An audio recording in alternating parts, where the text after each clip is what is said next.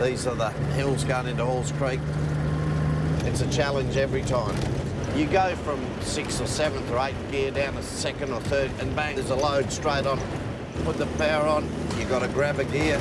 Up goes the turbo, 450 degrees Celsius.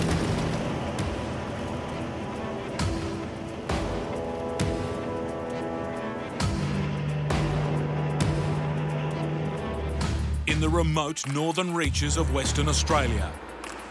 How's that temperature going? Just sitting on 103. Oh, right, yep. Just a day's drive from their final destination, Nick and Joe's embattled truck has finally called it quits. I'm really happy we're not doing it in the dark. I'm glad there's a tiny little bit of daylight left. Just back off in first gear. Stop there. It's not how this married couple imagined ending this trip when they started it 9 days ago. From Kununurra, Nick and Joe have already delivered vital supplies to stations along the rough road to Columbaroo and Honeymoon Bay. But it's been the return journey which has given them the most grief. It's always rough. Loaded down with important mining samples, construction materials and a four-wheel drive. Right, go. Come on, come on, come on, come on. Low water light keeps coming on. An overheating problem has steadily worsened. You straight back up again, 120. Starting as a headache. You dirty mongrel. Hard on the gear. And ending as a horror show with a blown head gasket. Switch off there, you mongrel thing. Their truck's only hope now is an expensive engine rebuild. And somehow, they still need to deliver this load. I hope it's someone with a bit of space. But first, they need to flag down some help. Oh, thank goodness.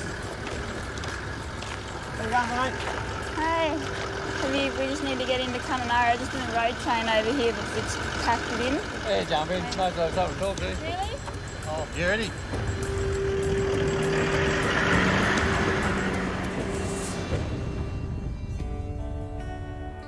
Next day, in the town of Kununurra, Nick and Joe have expensive repair bills weighing on their minds. But a friend has come to their aid to retrieve their load. Good stroke of luck, mate's got this truck here, so I'll just grab that. I'll just poke it along, treat it like my own and see how we go. As long as the water problem don't occur. Good. Got spare tyre and got plenty of water, because we seem to need a lot of water when we go trucking. Well, thanks heaps, Ryan. You bloody saved our arse. Really. No worries, eh? Appreciate it heaps. Thanks, mate. No worries. Yeah, and I'll bloody hopefully won't wreck it on you. Nah. Oh, have a good trip, mate. Well, Yeah, no worries, Ryan. We'll catch you tomorrow. Thanks, Midday mate. or something. See ya. Come on, let's hit the Frog and Toad. Using a mate's tip truck to tow a road train over the Gibb River Road is far from ideal. The plan? Tow the freight out first, then go back for the crippled truck. I'm going to bring them two trailers into town because that's all personal freight for everybody in town here. They're a day late, day and a half late.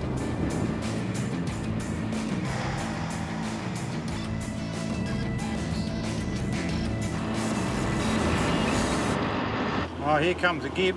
We'll see how my borrowed truck, my mate's truck, actually handles the dirt road.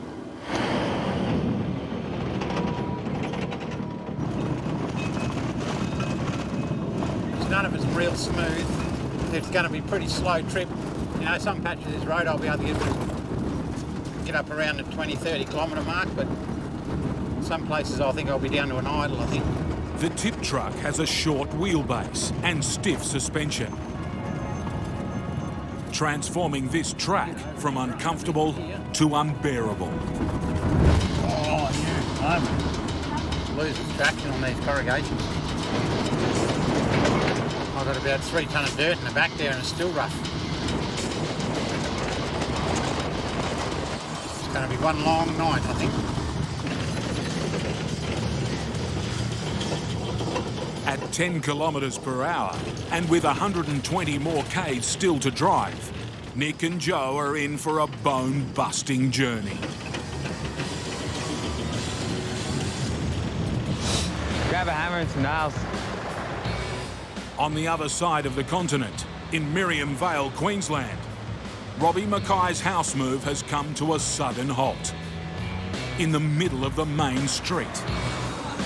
It's just not nailed off properly. It's only been nailed on with cool nails, see? Rough roads are taking their toll on the timber home.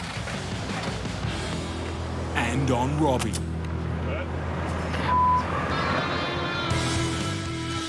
From Brisbane, the 20-metre house is halfway through a 720-kilometre slog to the beachside town of Yeppoon. Come around. Every inch of the journey has been a struggle for boss Robbie and his right-hand man, Shane. The house is 8 metres across, wider than 4 family cars. So it's a big chunk of house. To transport it, they've had to cut it in two. I just pull over, I just did a belt. But a serious breakdown has cost them dearly. Done a fan belt, and the fan belt's come off, and it's gone into the actual fan itself. Splitting up the convoy and wasting precious time. And now, this $25,000 move is delayed again. For that price, the new owners expect both halves to arrive in good condition.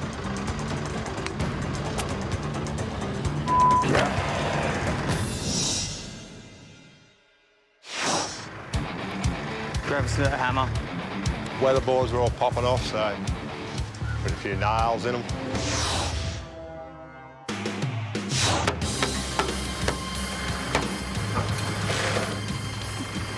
It's renovations on the run. Good boy, let's go. 170 kilometres ahead is the town of Rockhampton. Population 80,000. How much you got there, boys? 8, mate. Pick up there, big fella. A load this big has strict driving curfews. It needs to be through the town before rush hour starts, in 2.5 hours.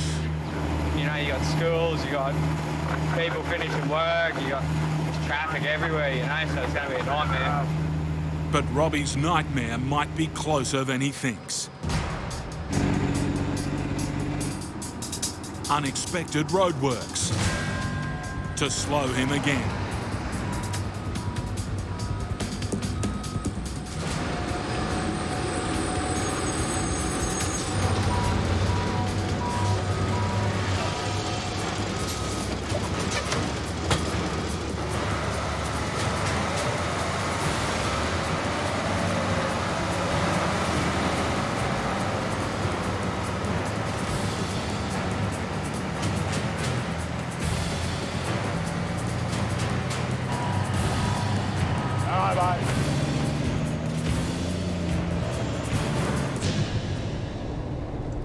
If Robbie's to make the curfew, he needs a clear run from here.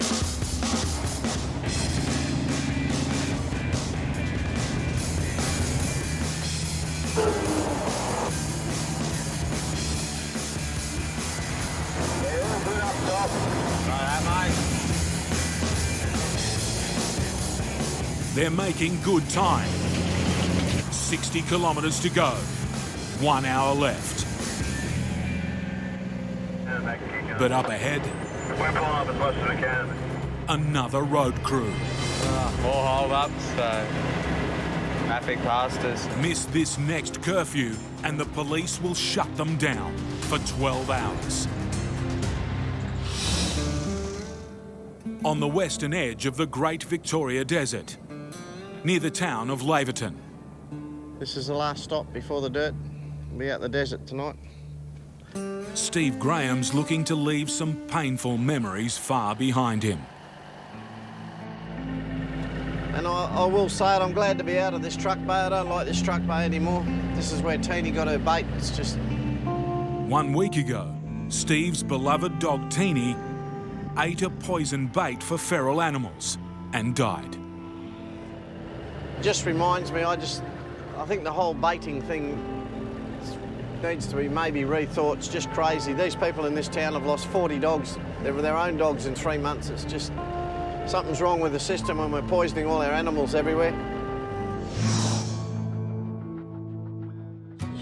From Perth, with 3 trailers of building supplies, Steve's on his way to Alice Springs. And then on to Darwin. It's a 4,000-kilometre haul through the guts of the Outback, and a crucial return to the job after 4 months off the road. But just 3 days in, Oh, shit. Steve's big comeback has been a series of disappointments, I can smell dip oil. with breakdowns plaguing him since he started. There I was worried about rain, now I've got to worry about mechanical problems. I just don't believe this sometimes. It's put Steve a day behind schedule. And the hardest part of this trip is still to come. Well, I'm on the dirt now, I'm on the dirt proper, I'm on the Great Central Road. Stretching over 1,000 kilometres, it's one of Australia's longest and most isolated dirt roads.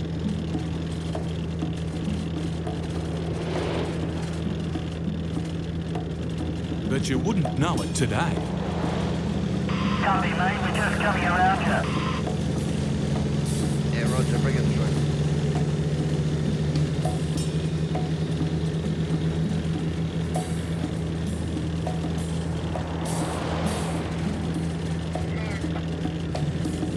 It's all go out here this morning. I can't believe the traffic.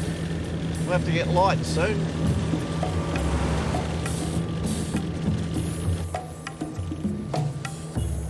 Rush hour over. Steve moves across to the other side of the road. I am driving on the wrong side of the road deliberately. Driving like this may seem a dangerous move. But out here, it's the exact opposite. The wind's blowing from the northeast. So what I'll be doing is I'll be driving on what appears to be the wrong side of the road most of today. But that's because all the dust, and there's huge amounts of dust blowing off this road train. So people will probably be passing me on the wrong side of the road, which is just what we do out here as a courtesy to each other, rather than be driving through the dust and possibly having an accident.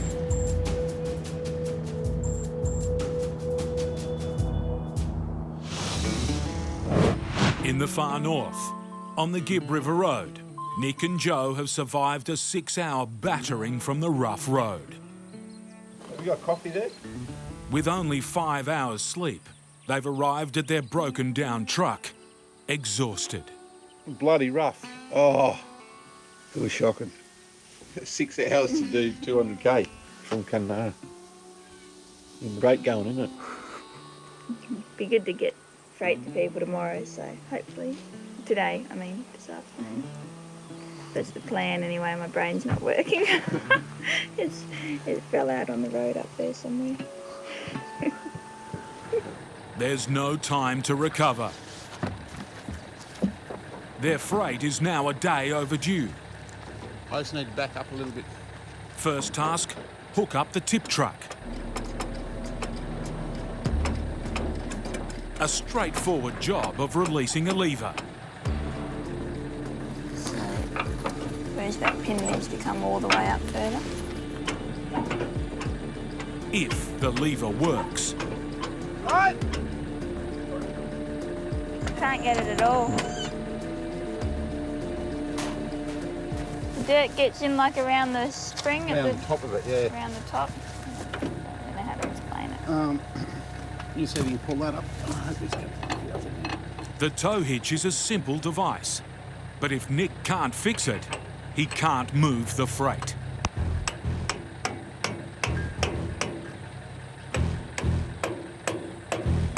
What's going on there? You're serious?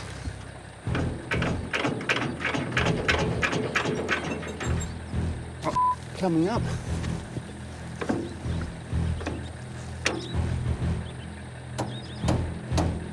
Cool, calm Nick is ready to blow. I'm starting to see one after.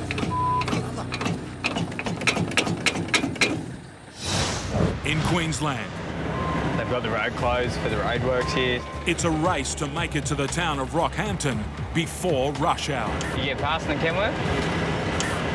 Got at least a metre there, bloke, in the red one.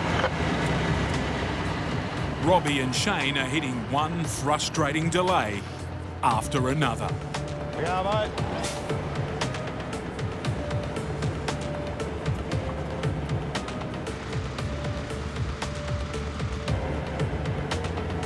Yeah, mate, good to go. It's now 3:30.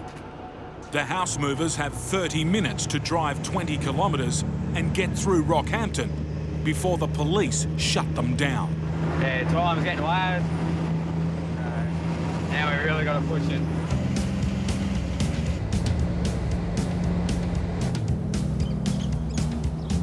After you pass them, Rob, you got 2 low bridges, foot each side. Alright, mate, yeah, come this way, mate. Yeah, 8 metres, come out, you've got us 8 metres.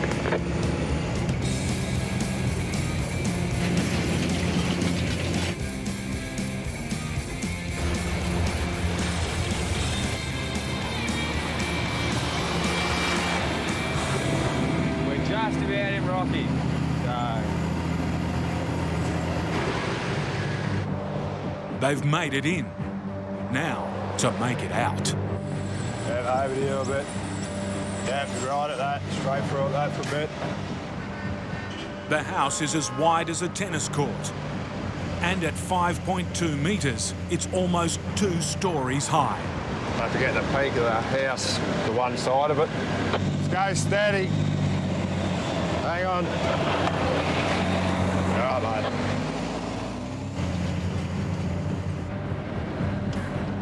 While the police stop the traffic, go to you, Shane. Come over more. Come over more. Robbie navigates a series of tight intersections. All right, heaps over here. Still right.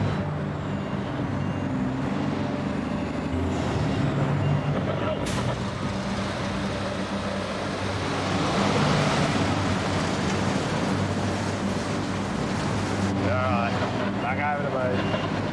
All right, still right. Yeppoon's the next town, basically, so we turn right to go towards Yeppoon. It's a coastal town. It's the last turn out of town, but it's the tightest. Yeah. Fuck, we wanted to take that slip lane.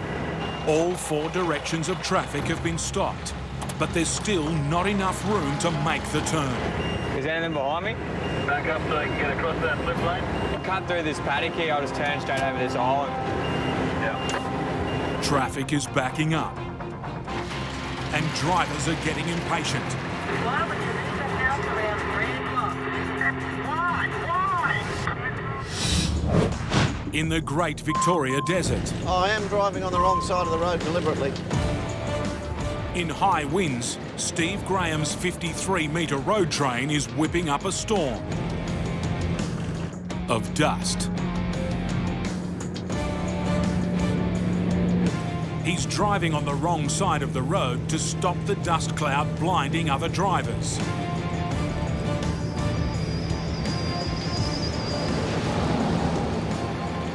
Now, I wonder if he'll do it. It's amazing how many brainless most people are. No, he's a good boy. He's crossed over to the right to get his dust out of my air filters. Steve's a day behind schedule and trying his best to peg back time. But up ahead lies a long, steep climb. There's a little jump up here. It doesn't look much, but with a triple on you, it usually gets corrugated and you've got to go back about 4 gears in 50 feet and it just slams you right back to nearly dead stop. He needs to get his gear changes right or risk stalling on the hill, causing more work and more time. It means winding down legs, dropping trailers, pulling them over one by one.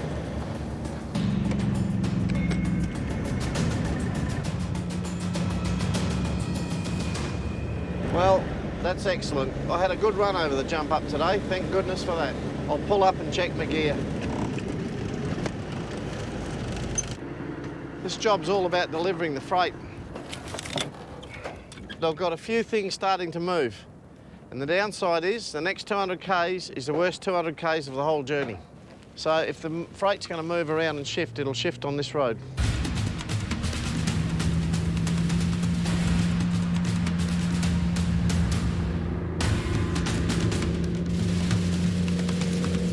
Running late, with a load urgently needed. This bit of road is always a mongrel. This will test you. So we've got to take what comes, I suppose. 200 kilometres left of it. This road is doing all it can to smash Steve's schedule to pieces. Last chance this road's got to throw a bit of rubbish at me, and it's doing it.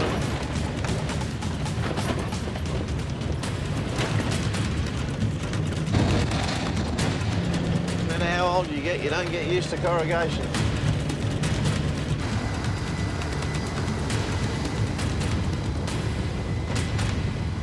You're serious? After 10 days of fixing complicated mechanical problems, I just don't know why it won't come undone. Nick Atkins is coming undone over a simple jammed tow hitch. Oh, for f***'s sake. Customers are expecting their freight tonight. Miss this deadline and Nick and Joe risk losing future work. Because that might push some of the dirt out.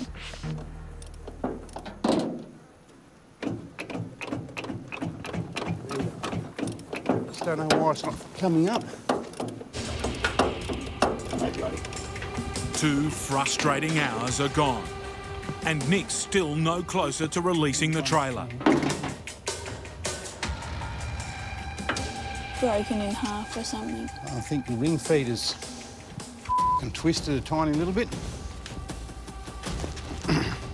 Stopping the handle from coming up. I think.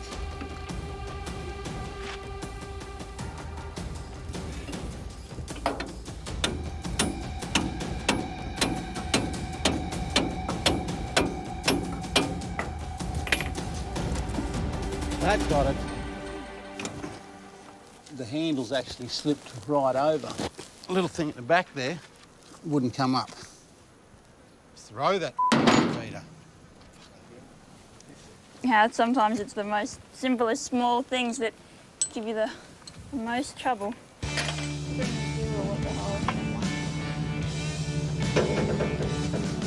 If the morning starts off like that, what's the day going to be like? Next problem, rearrange the load. Over here. With all 3 trailers, the borrowed tip truck will be over length. Nick and Joe need to squeeze their freight onto 2. And that way, that's all our freight back to town. Just come forward a bit.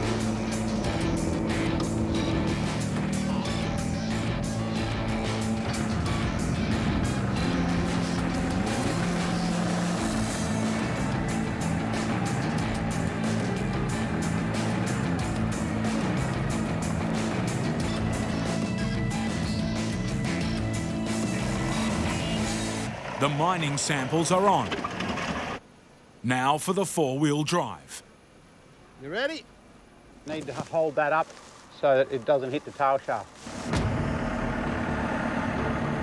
Get this wrong, and a $30,000 car could slide clean off the loader. And lay them along the fork, that way. Oh, sorry. This nightmare trip is starting to take its toll. Joanna! What? It only has to go where the forks are sitting. That's it. Just Yeah. put them straight along the forks. Don't stick them out like that. But I did before and you said not to. On the east coast, Robbie Mackay is taking the long way around a corner too tight for his 20-metre load. The pressure's on Robbie to make this quick. Traffic's backing up and drivers are getting frustrated. We head out That's just as from Toowoomba to Torben Lee. We head to do it at night time and you have to be off the road by 7 o'clock. That's right, love, because you are in the middle of town. Once you are out in the country area, you are only allowed to travel daylight hours. Robbie's got to stay focused and get on with the job.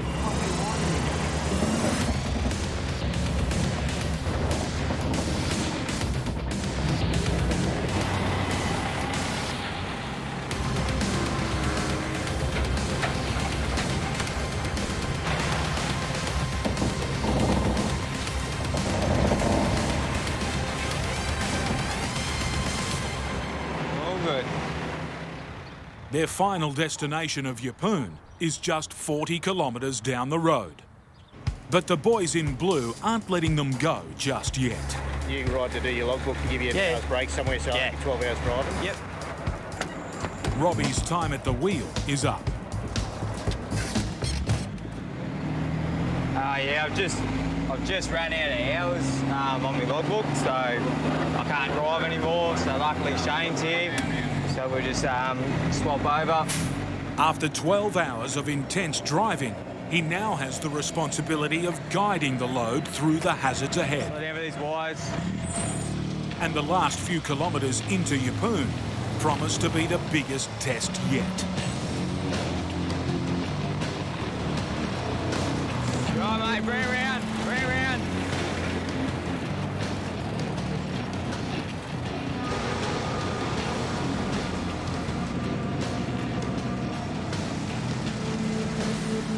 Straighten that out.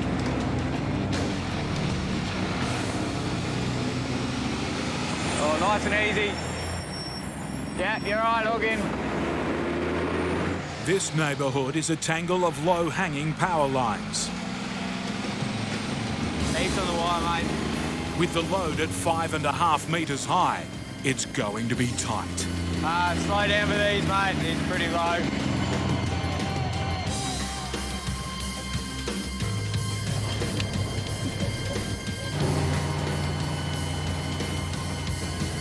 Keep it rolling. Whoa! Whoa!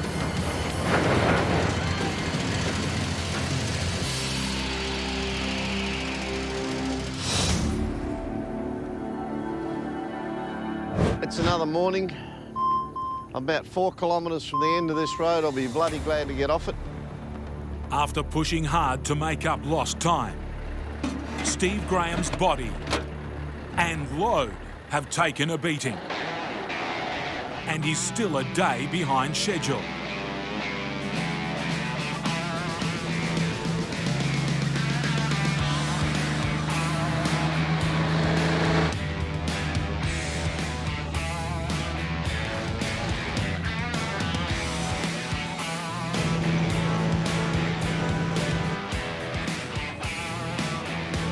Just turned onto the Stewart Highway at Earl Dunder, and I'm on the last run into Alice Springs now.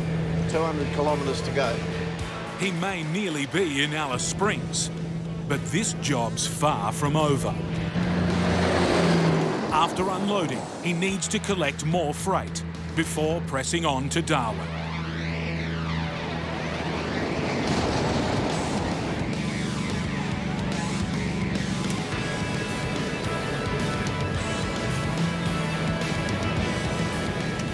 Well, here we are. That's another one in, thank goodness for that. Get this stuff off, reload the Darwin stuff, and keep going. A little bit late, but everything's here. He's a full day behind, but he's making no apologies. If you lose a bit of time with some mechanical problems, you've lost it. Trying to get it back only creates more mechanical problems. You've got that 1,200 kilometres of dirt. You try and rush, you just break more stuff or you break the freight. After getting it here in one piece, the pressure's on to unload quickly.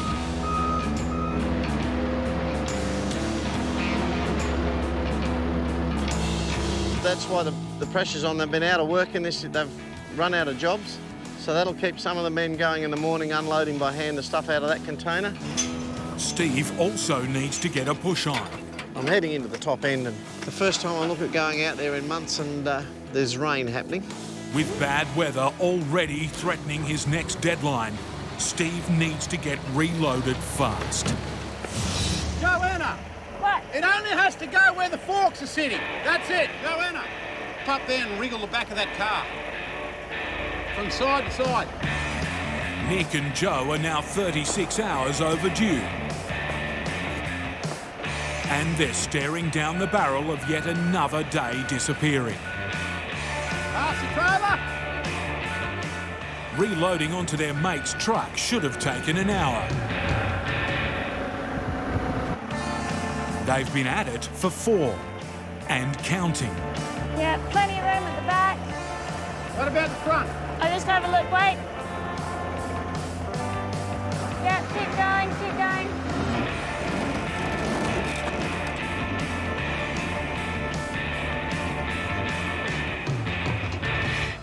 After 7 years in the business, this trip is proving to be one of the toughest. I reckon it was our second worst trip in 7 years, but I think possibly it's heading up towards first place.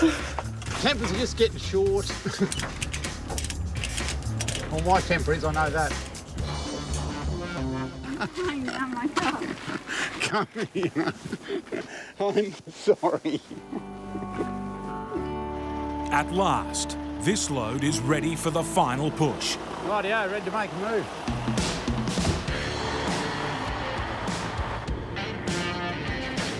Their loader and broken truck will have to wait. The priority now is the freight.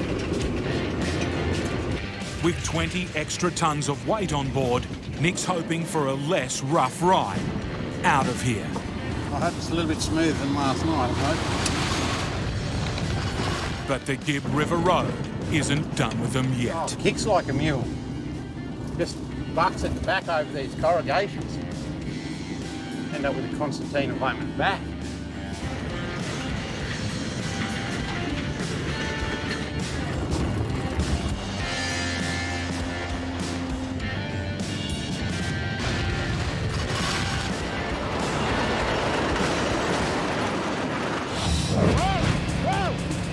In the suburbs of Yeppoon, Back up a little bit. Robbie and Shane's 3-bedroom house has almost caused a blackout. I'll pack it up. The roof is centimetres from power lines. Hit them, and 240 volts would be sent swinging to the ground. It's just a low line here, so I'll just poke it up so Shane can get underneath it. Time to break out the hot stick, an insulated fiberglass pole.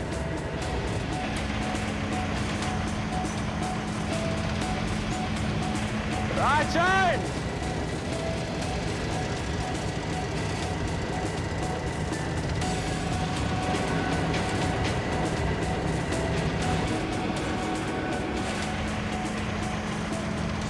Go slow! 1 down, 5 to go. Whoa! Yep, drop that down, poke that one up, just so it goes through.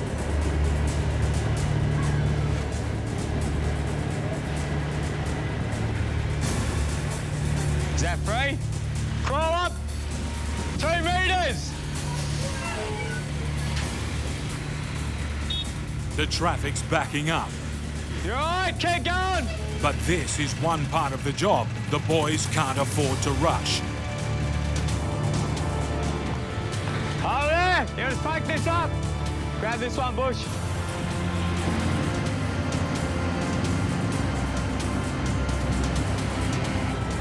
Thanks, mate.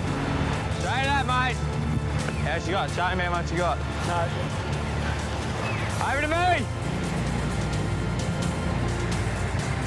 Go straight.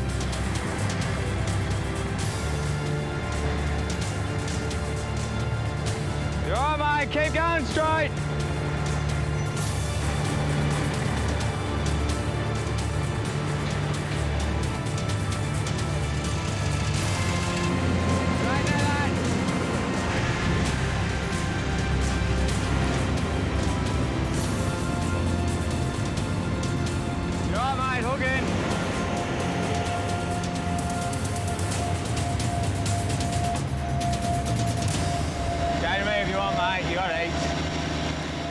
The end is in sight.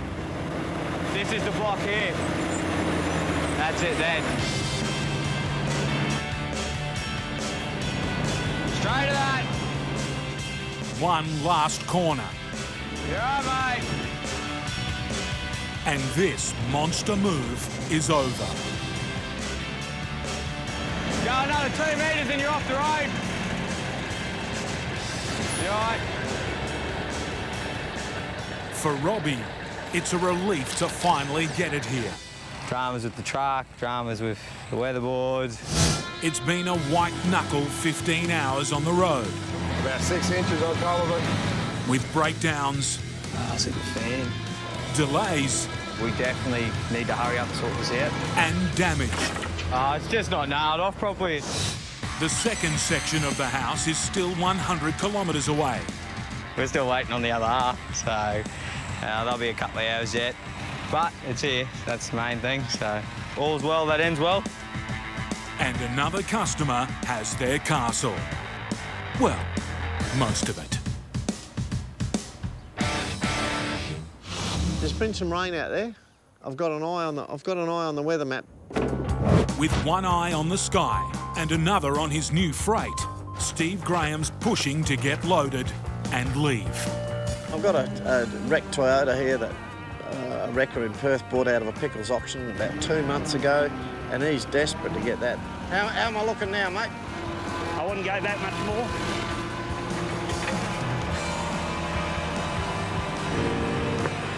Steve needs to be on the road within the hour to make his next deadline. I've got a machine for MRN, some bits and pieces, and I've got some building materials for Darwin.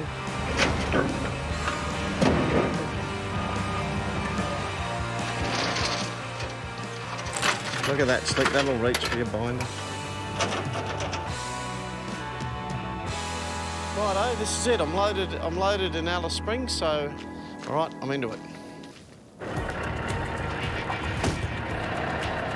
1,500 hard kilometres stand between Steve and Darwin.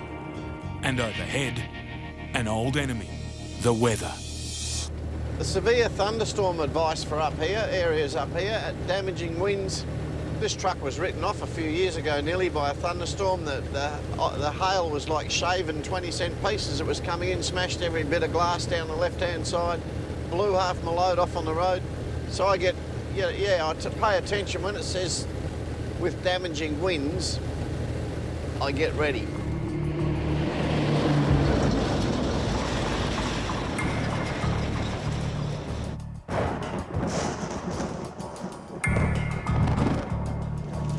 And that's it, we're into it now.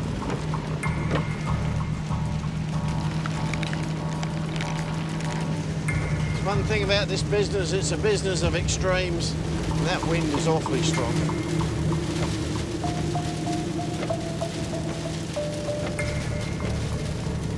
Copy there, southbound. Yeah, mate, I've only just got into it, so go far up there behind you. Oh, man, yeah, bring it a trip. Okay, mate, no worries, we'll make the best of it.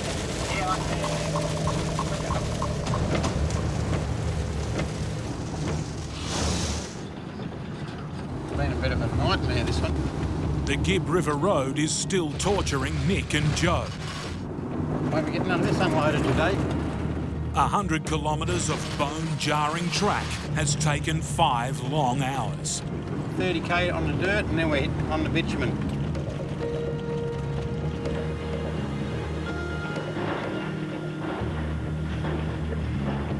But finally, they're approaching civilization and relief from the road.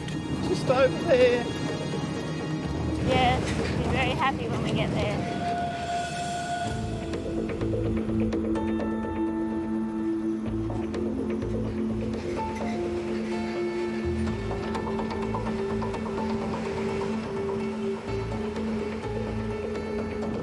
In all their years of trucking together, this journey has been the worst. Oh, yeah. But it is a pretty poor excuse for a road, really. A 10-day battle with a brutal stretch of dirt. Just a billy goat track, that's about all it is. Which systematically destroyed their truck. fix one leak and then a water pump starts. Stretched their expertise I hope this fixes it. and tested their determination, but never defeated their spirits. Good to be back here. It's a relief, that's for sure. It's a relief this job is done. This one didn't go to plan, this one, but we've done our job, so, you know, I'm happy with that. The customers should be happy, I'm happy, and now I just got to sort out my truck. And now I'll get out and kiss the ground.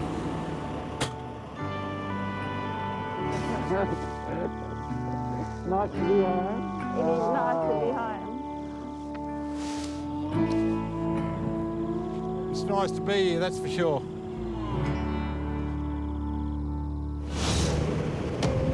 Well, it looks like it's round 2 coming up. I just had a little bit of spell from the weather just then. It was a nice, easy bit, but looks like some serious stuff coming up again.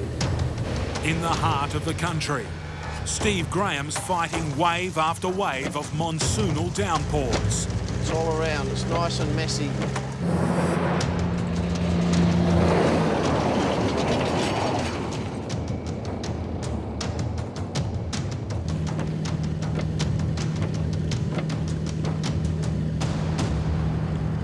Finally, Out there on the Barclay, that's that storm. I think we've got to the west and the north of it. It gave us round 2, but we got through it all right.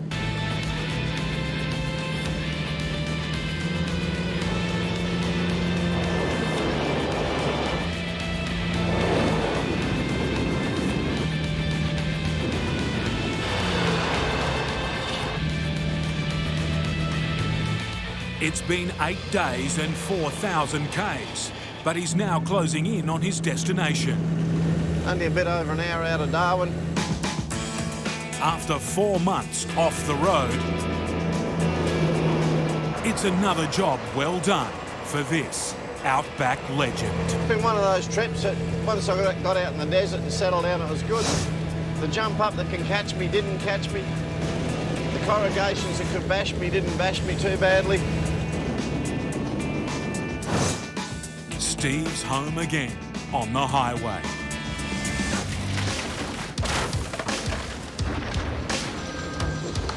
Yellow?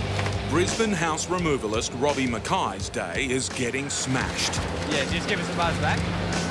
Cool, thanks, bye. His wrecking crews are clearing a development site. It's got to go eventually, so I don't know if you want to pull it out now. These 2 houses have to go. One to be demolished, the other lifted off the block intact and transported by road to new owners. We're meant to be knocking this house over here to pull out through that block to go through the side street, but power's still connected to the house. The houses are still connected to the electricity. Until it's switched off, they can't knock down house 1 and clear a path to remove house 2. We're hoping that the power company will be here soon to disconnect it so we can knock the house over, clear a path so we can swing straight out. It's all putting a mountain of stress on Robbie's right-hand man, Shane. Robbie's relying on Shane to get the house out undamaged and on time. Leave the main tree there, just rip the branches off, yeah. Tomorrow, permits for the removal job expire. Adding to the time pressure, there's a strict midnight to dawn deadline. The only time oversized trucks are allowed on the road. Left hand down. The clock is ticking. Every passing hour is thousands of dollars. If we can't get the power off, we can't demolish the house, and we don't fit through the backyard, obviously we're going to have to put the shift back. The shift, it's 30 days to get our permits to change it again. The amount of work that we've got to reschedule. Still waiting on the power guys, so it's always a worry. Hopefully they're here before 10 and it'll give us enough time to bowl this over and get it out. So keep cleaning up this backyard, we'll get rid of the rest of these trees.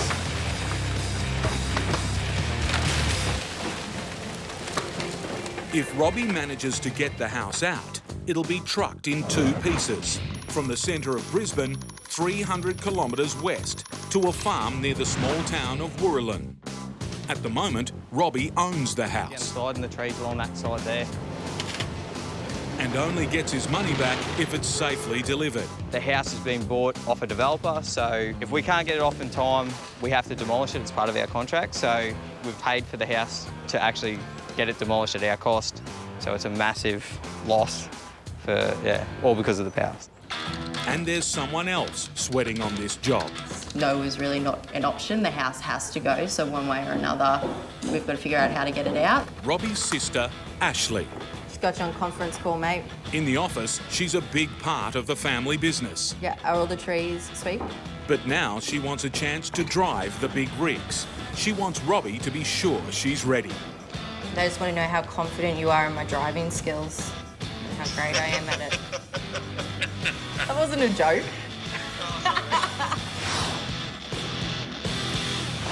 On this trip, she'll jump behind the wheel for the first time on a removal. So this is a truck I'm driving. I'm lucky because at least I get the auto. She's been driving the trucks and that, which is good, but this is the first house she'll be driving. You know, she can't wait her whole life to move a house, so she's in a house moving family, so she's excited, but she's nervous. But there's a real risk the removal won't happen. There you go, mate. And the business will take a big loss. Yep. There's still no sign of an electrician.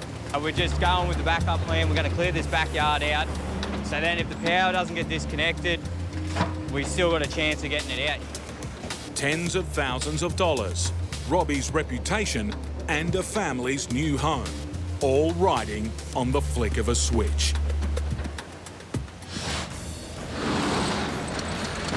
Gonna get wet here.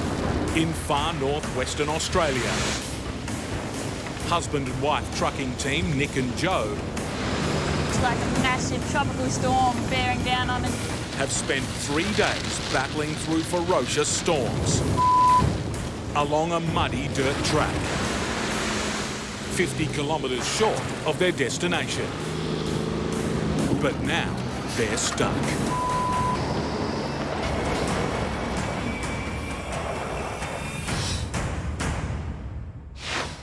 We might be just sitting here for a little bit. Yeah. The remote camping ground they're carrying vital supplies to seems further away than ever. It's not like we're bogged to the arse, we're just in a centimetre of grease. The drive wheels spinning uselessly in the black clay mud. They may as well be on ice. It's not going to go anywhere. We can try putting some grass and crap under them wheels, a few sticks so we can get up. Just temporarily stuck. You don't need much when it's greasy like this. Sometimes a bit of dead grass and a few leaves and things. You just need to get that greasiness off the wheels. Afternoon storms are brewing. No good at panicking. I'll start panicking when the bloody rain starts falling. Then I'll be panicking.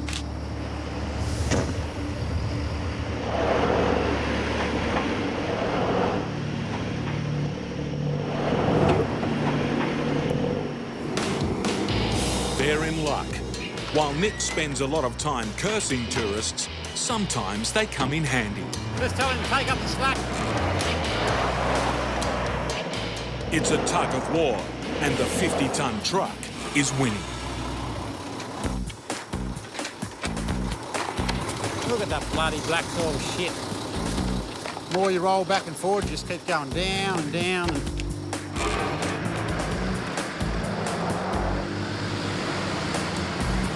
At last, some traction, and Nick's finally out of trouble. Over one hurdle, and on to the next. This bloody rain's coming in pretty quick. A nasty black soil bog. To get through, Nick needs to gun it. Hold on, girl.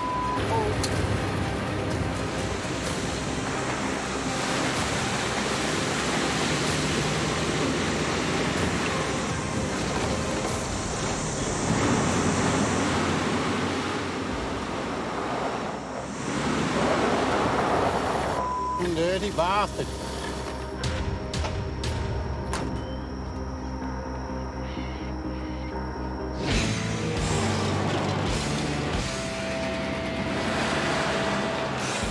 Father and son trucking team Craig Porter and 9-year-old Dakota are rushing to get tons of hay to starving cattle. What can you do? We just get there as quick as we can.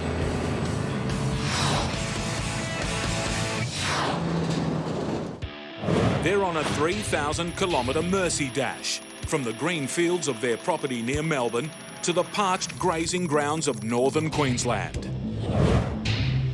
The state's suffering from one of the worst droughts in its history. Time's critical, but from day one, it's been against Craig and Dakota. Wow, there we go. A flat battery delayed their departure. It's going to be a long day. Getting them stuck in the wet Melbourne traffic. This isn't good. This is not good. The load of hay bales was too high. The top bales go over 4.3. And a mechanical problem cost them more hours. I don't know what's going on. I can't believe this. But the biggest threat to their mission. You're shitting me. A serious, recurring knee injury. I need an operation, but when I have an operation, I'm not working my farm, I'm not driving my truck, and my family can't eat, so you just got to do what you got to do. Craig and Dakota still have a 1,500-kilometre slog in front of them. Yeah, but yeah, halfway. Yeah, halfway. They can't afford any more hold-ups. It's just been a bit of a nightmare going along. The people depending on them are getting anxious. It's still a long way, eh? Well, we've had a couple of things go wrong along the way, Mary.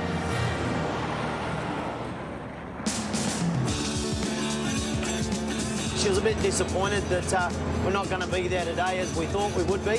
However, she's happy enough that we'll be there tomorrow. She's hanging out for it like everybody up here. What does that sign say? 3, Right there. 2, 1, Queensland. Hey, we're here. The further north Craig and Dakota go, the drier it gets. Nearly 90% of Queensland is drought declared. When you look out across these paddocks, they're pretty darn dry. But apparently where we're going, it's worse than this. Looks like there's been fires. Up ahead, the end of the easy road. From here, the bitumen shrinks to almost a single lane. Haven't got a lot of bitumen here, we're sharing it, so we need to get ourselves off as much as we can to get by and have no incidents. It's just a little bit nasty out on the edges, that's all. The last thing you want to see on these skinny outback roads. A convoy of trucks, all of them wide, heading straight for them.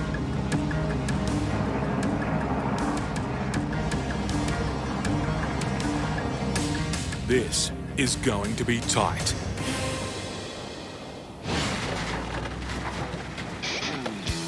In Brisbane, house mover Robbie Mackay is hoping he can bulldoze his way out of trouble. There's still no sign of the electrician needed to switch off the power to the house Robbie needs to demolish. Oh, Energex still aren't here. We're just loading the last of these trees out now. But I mean, we can't sit here and wait all day, so it's not the best, but it'll do, you know. Time for Plan B. Take House 2 through next door's backyard. But it's risky. An almost impossible squeeze, backing in 2 huge trailers and getting them out, each with half a house on the back. Mel just rang us and said that the power company, they forgot to organise traffic control, so they can't drop the line because they need traffic control. So it's definitely not happening today. We're definitely coming out through this backyard. So. Next day, Robbie's $1 million rigs are on site early. The block is clear and ready, and so is Foreman Shane, up for the huge challenge. Nice and wet in there, so make it a bit of fun. The backyard will need to hold up 26 tonnes of truck. Left hand out!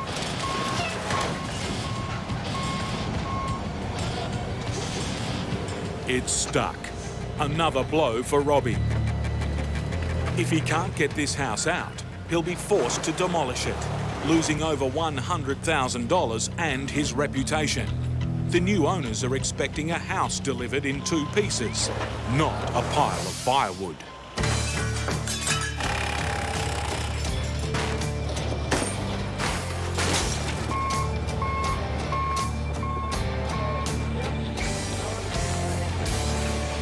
have some fun getting these trailers under.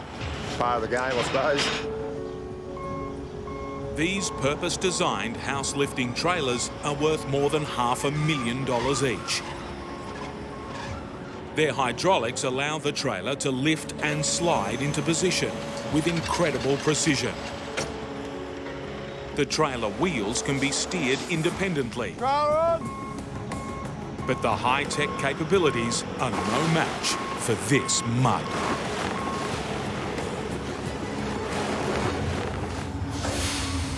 Hang on! Oh, no, girl. Nick and Joe are going from one muddy disaster to another. Only this one's worse. Much worse. Dirty bastard. That's sunk to the arse.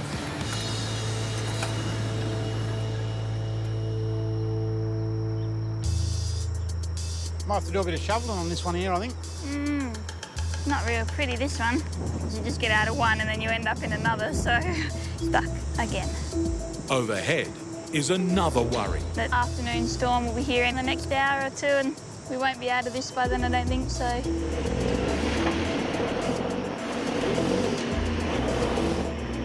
Why don't we just get a shovel some of that mud out of them wheels, and it wants to move. Just this bloody mud bill pulling us up. Relax. This is how messed up this weather is. It's freezing up there, big rain coming, the ground's burning the soles off my feet, and it's Swampsville back here, so we just need to dig all that sticky, horrible mud out from in front of the tyres. If it rains here, this will just fill up with water, and if it starts pissing down rain, I'm just going to have to see if I can unhook it, and we're going to get bloody rain here. Just getting blacker and blacker since we've pulled up here. Sticky crap, you can't use a shovel in it.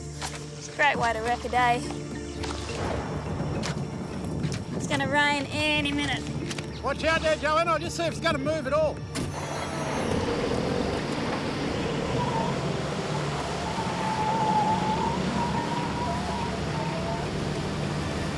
Check out, that is disgusting. Disgusting. Rightio, dear, we better crack it, look. We better. You want a bit of water? No, it's going to rain here in about 20 minutes. And absolutely bucket down. We're not going to make it to Plumree, you know that. I know. It's a race against the storm. Look at that, it is going to bucket down. Maybe we'll be able to get in front of it. Hit it and they'll get stuck again. I think we're definitely going to lose the race. It's raining right here. If I can get over this creek up on this ridge here, I'll be right. Here she comes. I think I'm going to pull up right here because it's going to absolutely piss down here. Should have been a weather forecaster, I reckon. We might be sitting up here for a week, you know, before we go home. Well, I think this is going to be the end of the day. There was just no beating that today, I don't think. No. What a dirty, rotten mongrel. On a narrow outback road. Haven't got a lot of bitumen here, we're sharing it, so... Craig and Dakota have danger heading straight for them. A convoy of oversized trucks on a road that's barely wide enough for one of them.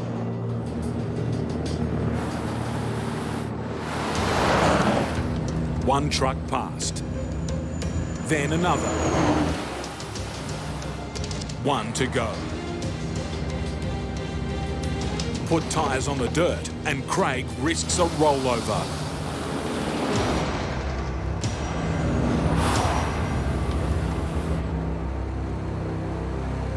We could have been in a fair bit of trouble there because that back trailer did actually drop down over the edge a little bit. If I let it go, it could have tipped us. If you run off the road and brake or you panic, that back trailer's going to take over whatever's going to happen to you. If you back off or you get scared, you'll end up on your side. It's not just oncoming trucks that are a hazard. Drought-starved cattle feeding by the roadside. This is what they call long paddock grazing. So these guys are out chasing feed. They just feed along the side of the road. That's because there's no feed up here, you know, nothing in the paddock. So these guys just hit the road. This is public land, and you can do what you can do this. It's brutal. There's nothing here. There's nothing, you know. A couple of little shade trees, and that's it. There's like we all love an open country, and that's beautiful. But when you're looking, it's just all dirt, dust, and dead grass. That ain't beautiful. A reminder why Craig's here. This is their livelihoods, and it's just gone. These people, they build a real grit, eh? You know, they believe in their farms, they believe in themselves. They just need a little bit of help. You've got to keep these guys going somehow, because that's the strength of our country. Craig and Dakota have been in the truck for 3 days. They have about 200 kilometres left to go. But Craig's heard the road up ahead is bad. Found out that this is going to turn pretty nasty. This road hasn't had any upkeep in a long, long time. So what starts off as just a bit of gravel apparently is going to turn into some pretty nasty bull dust. What's ahead is their biggest test yet.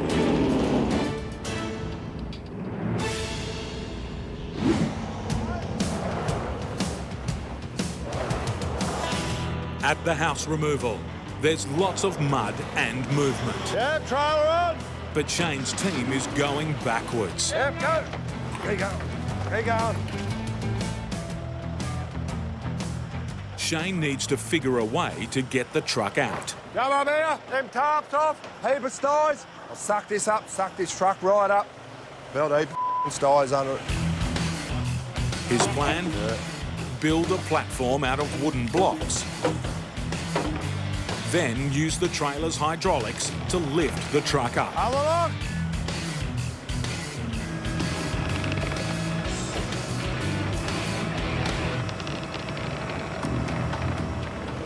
Hang on.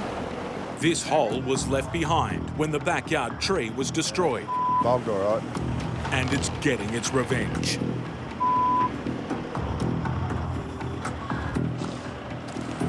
Make sure everything's tight. I'll see if I can drag him back a bit here. Slowly, they lift the truck out and away from trouble. Put the legs down on the trailer and suck the truck up. At last, something to smile about. It's all a bit better. It'll be better once the house is out on the road. It's a long way off yet. Now to back the trailer into position under the house.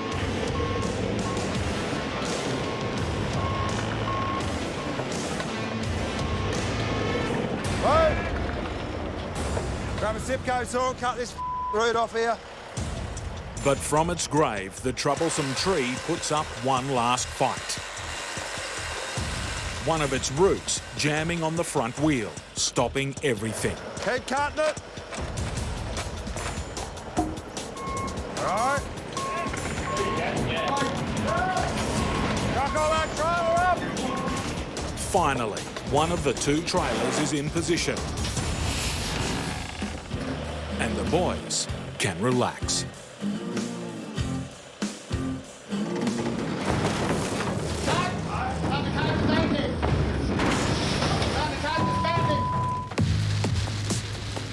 Well, I think this is going to be the end of the day. There was just no beating that today, I don't think. No. For Nick and Joe, it's the trip from hell. We're like 12k from town, like we're so close. Bogged twice, and now stranded in an almighty downpour. You just can't chance it when the rain's coming down. Better we wait it out than try and push and get stuck again. The temper just gets shorter and shorter the more times you get bogged in one day. It's not good for the marriage. It's character building, huh? Character building. Bonding experience.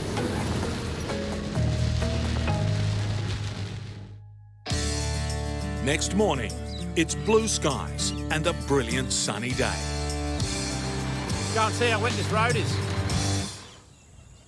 But looks can be deceiving.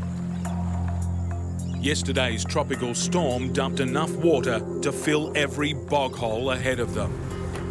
To make it through, they'll need their truck to be on top form.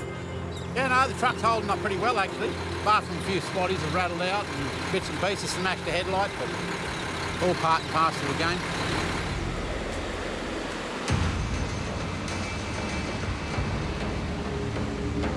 Test after test for truck and driver. It's still pretty wet. It's a bloody bog roll just is. Come on, old girl, hook in.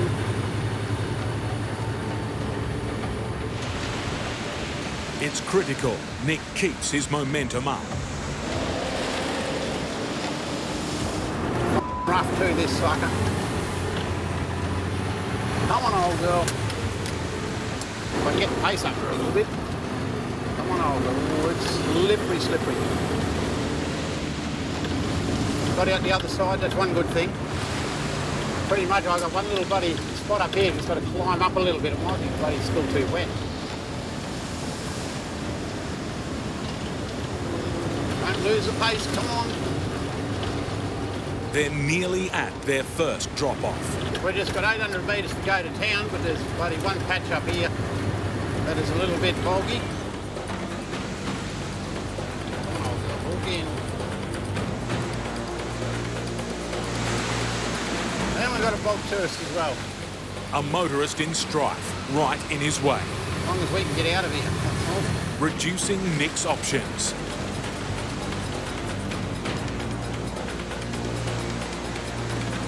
He needs to miss the stricken car and the worst of the mud, lose momentum, and he too will be stuck. Sorry, old girl, you just have to keep going. For Craig and Dakota, Pretty rugged out here. No wonder these people are in trouble. the landscape is a shocking sight. Feel sorry for the cows and all the animals that are here. There is nothing. There is barely any grass. Most of it's just dirt. And to just think that not that long ago this was prime grazing country. Unbelievable. This is the station they've driven nearly a week to reach. This is it. This is the ones.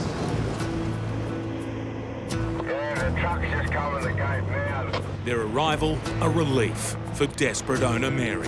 Can you open the gate for them, Johnny, and look after them down there, please? To get in, Craig has one more challenge. There's a creek crossing out there. Yeah. Not too far. I get cattle in and out. The road crosses a dry creek where there are sharp dips in the track. Cattle trucks get through here, but I wonder if low guts drop decks do. Craig's worried his trailers are too low to get up the creek banks. The station has nothing big enough to tow them out.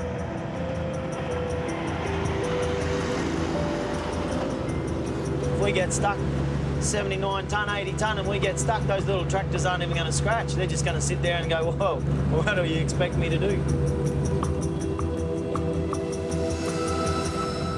Craig has no choice but to keep his speed up and go for it. Stressful for him, Hold on, mate. but not for some. Oi, come on, big girl.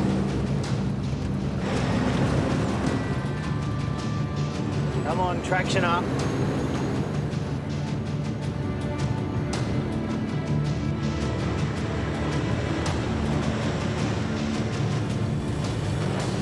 Bit of wheel spin, but it's all right. We're good. Waiting for them is 75-year-old station owner Mary.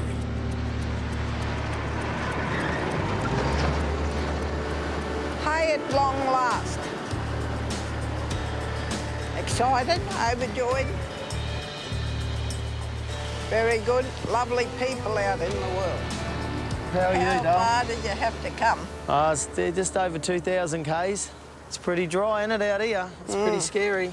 It's a terrible lot of people. We're all in droughted area and we're all praying for rain and hoping for rain, but we're just not getting it.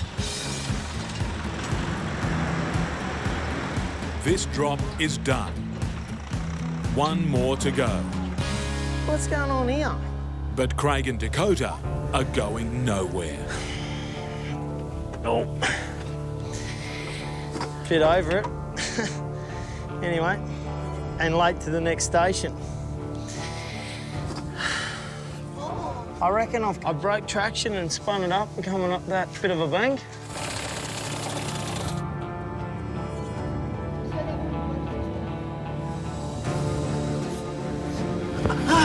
Oh, you...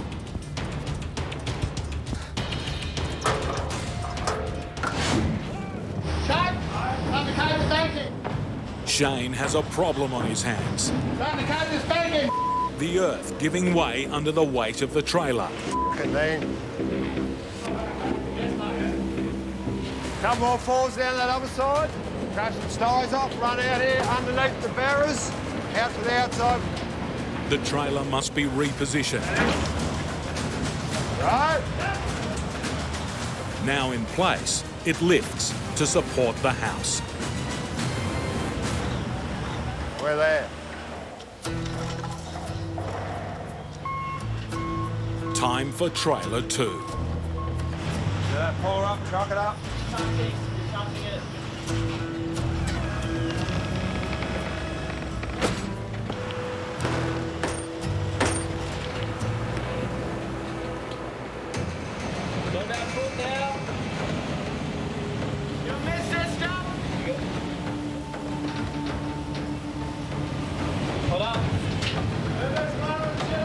Far off now. So getting closer.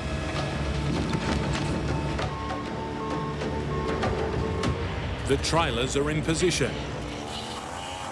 Next step, chainsaw the house in half.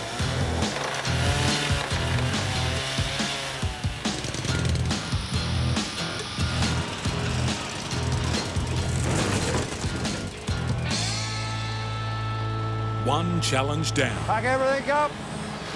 Yep. The biggest yet to come.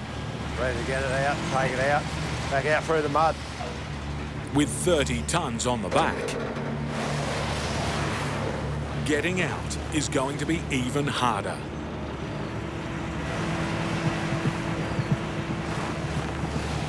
But Shane's got a trick up his sleeve.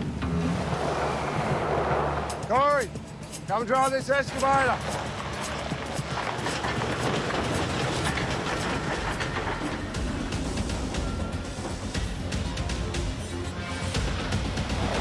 Hey, Corey!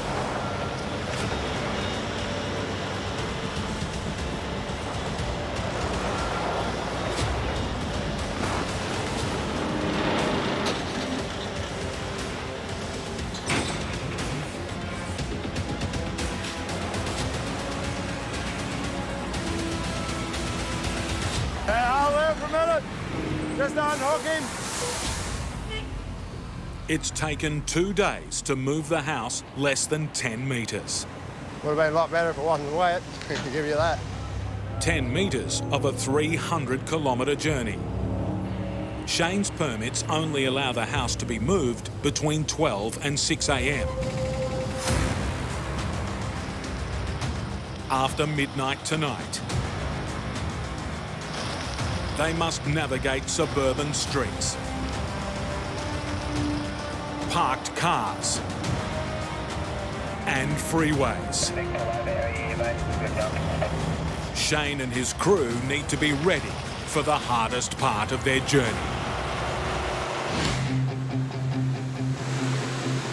Nick and Joe's road train is struggling through a deep bog. Don't lose the pace, come on. Trying to avoid a stuck vehicle.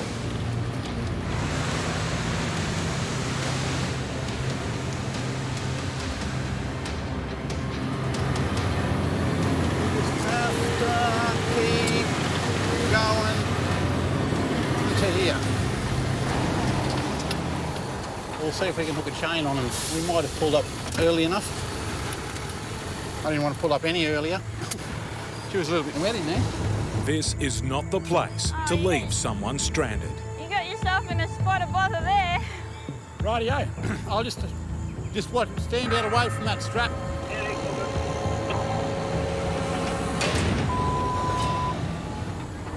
And that is exactly like straps and things like that. Snap straps can kill people. Like, you know, four-wheel drive enthusiasts love them, but they're really quite a dangerous bit of kit. So You never stand near anybody winching or towing or anything like that.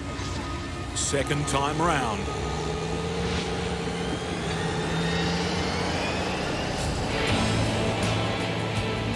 Slowly, success. Good job, people. But stopping to help has caused Nick and Joe their own headache. Right in front of them is 50 metres of deep water and mud. Bloody, it gets slippery here. It's just bloody slippery, and that bog hole in front of us, I just can't get traction. I can't get enough pace up to get through that bog hole. Nick's plan is to use the loader to tow them through. We'll either get through it with a loader or make a bigger mess. They're near, and yet so far. Clumbaroo itself's literally the way the crow flies is 150, 200 metres over there. But yeah, about 800 metres by road. Just got to go across this creek and around and come over there. But we just can't quite get there.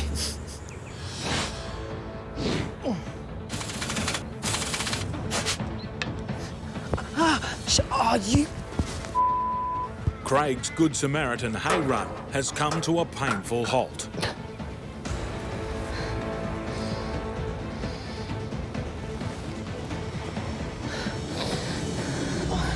For young Dakota, there's nothing he can do for his dad.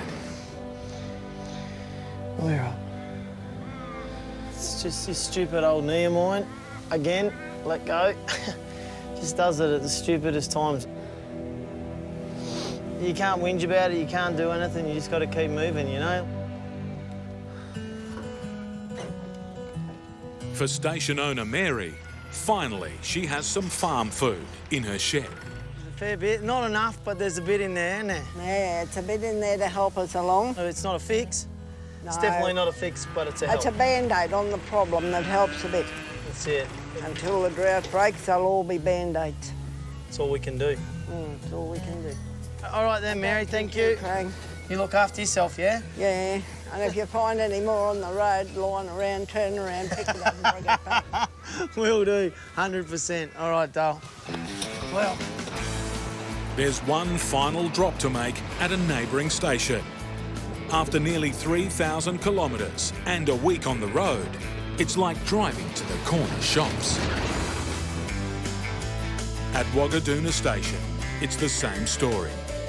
Barren land, grateful farmers, I'm Craig, how you doing? Neil. Hey, Neil. and hungry cattle.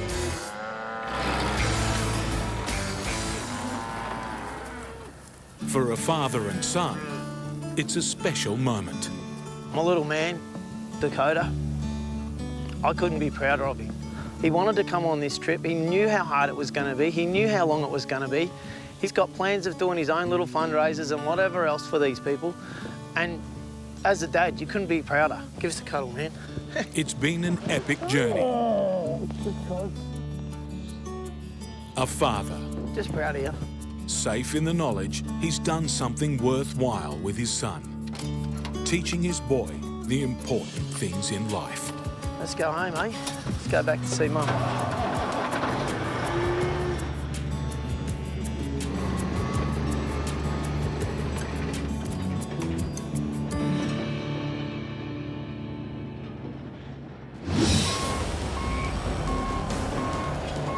In Brisbane, We're right to pull out, boys.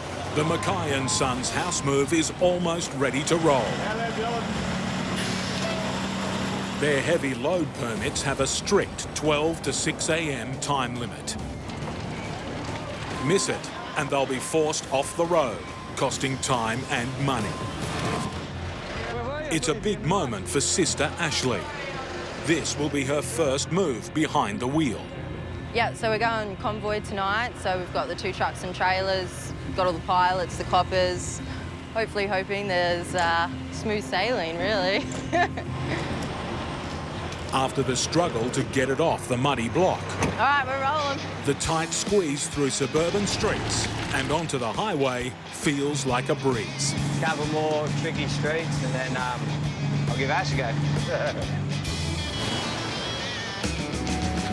It's Ashley's heavy haulage driving debut. So the old sink or swim scenario, I believe. Whenever you're ready, Shane. My right and centre line? Yep. See it. Back to me. It should be pretty much that second one should be lined up with the white line. Alright, Yeah. I go a little bit more over. Go a bit more to you then, whatever you Yep. need. After a nervous start, Ashley finds her feet.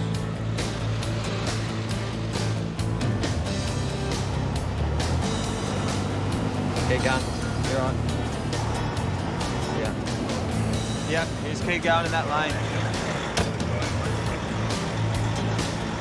Right.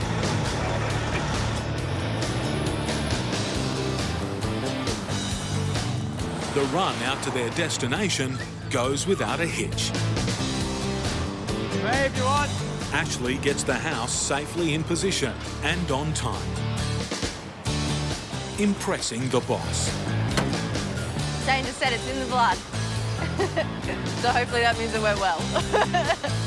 Congrats, Bubba. You did well, mate. Aw, thanks, mate. Aw. Nick and Joe are stuck. So close to their destination, they could walk there. I just can't get traction. I can't get enough pace up to get through that bog hole. We'll either get through it with a loader or make a bigger mess. Using the loader, Joe will pull the truck. Just forward and just drive. Great. Don't go right over that side. Drive straight up along this. Put one wheel in that rut and then go through that way. One on the high, one in the puddle. Yep. And then go straight through there. Second gear and into it. It's a task that would test any marriage. It's not my favourite part of the job, You don't have to go flat out, just...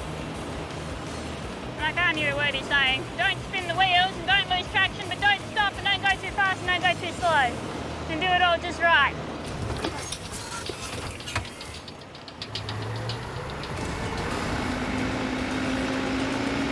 Joe has to keep her speed up, which gets harder as the mud gets thicker.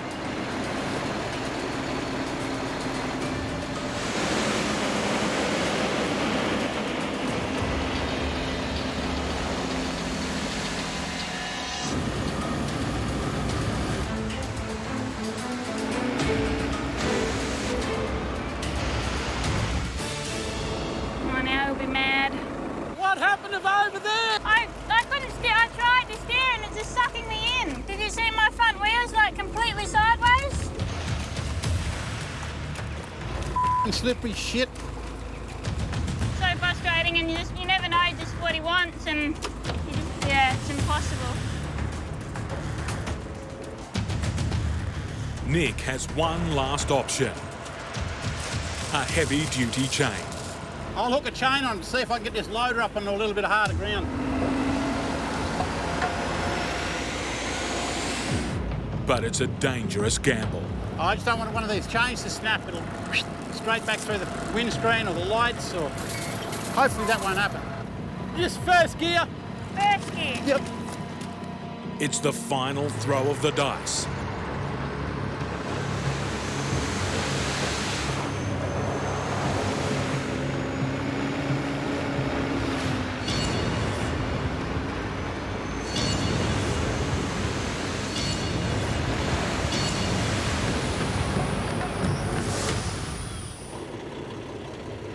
Got it. We're out of that one. It's been hard yakka for 4 days to get here, so is it worth it or not? I don't know. Look, it's worth it to the people that are going to get their gear that they Right, really we need. have to hook onto that other little Is it trailer. worth it to my Saturday and the marriage? I don't know. It's been one of their toughest journeys ever, and it's not over yet. At the community of Columbaroo, they have to drop off freight, and then their final stop, Honeymoon Bay. It's only 25 kilometres away, but it's just taken them half a day to travel a few hundred metres.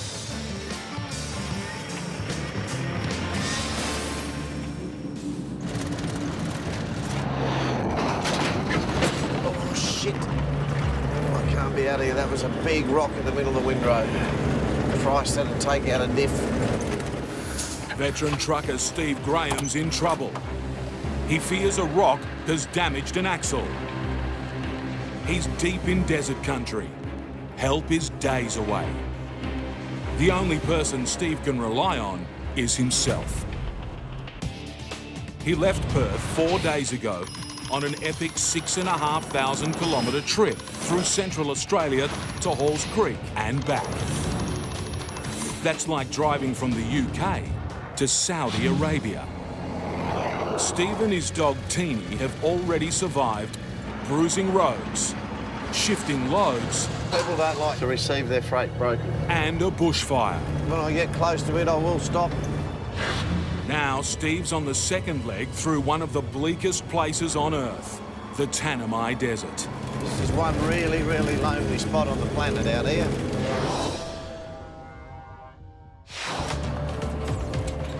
Any serious damage, and the nearest mechanic is 600 kilometres away. We got lucky with that rock.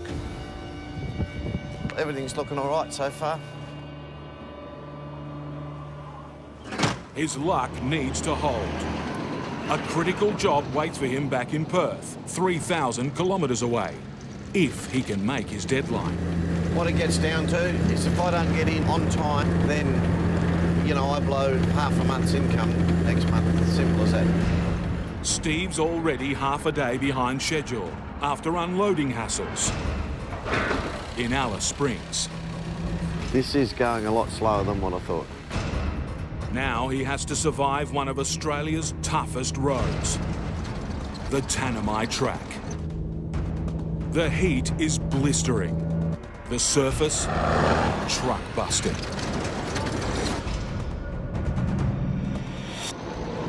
As Steve crosses the border into Western Australia, the track gets even worse. And as you can see now, corrugations, and they're starting to get hold of me and shake us around, so... It's punishing stuff, and Steve will need to endure 7 hours of this.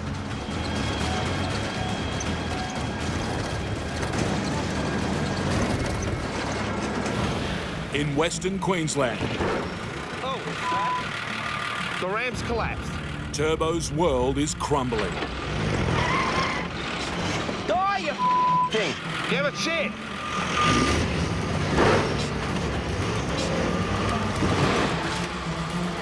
Good. Up! It's got no brakes. None at all.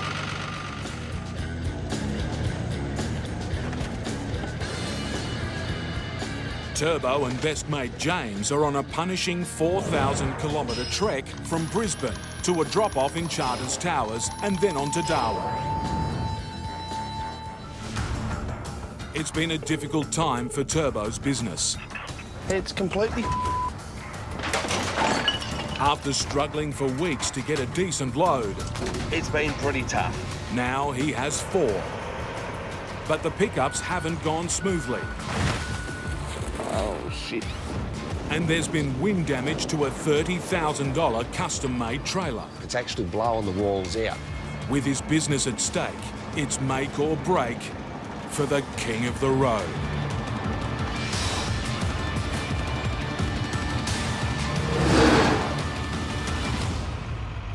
Right now, Turbo and James are stuck in a rut. No brakes, no handbrake. Last serviced in 2006. OK, well, I'm going to have to get a chain on that. Time for some serious grunt.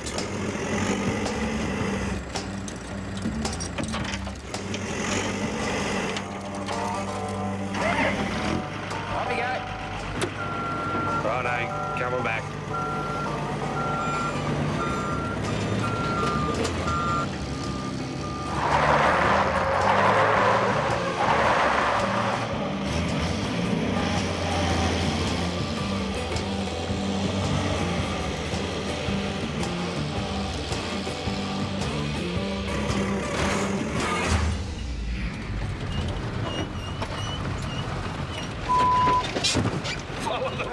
Follow the road!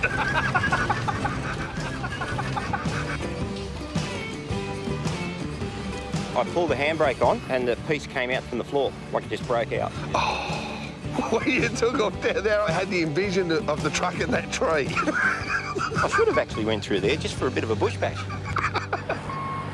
With the wayward water truck delivered, it's time to carefully load a car.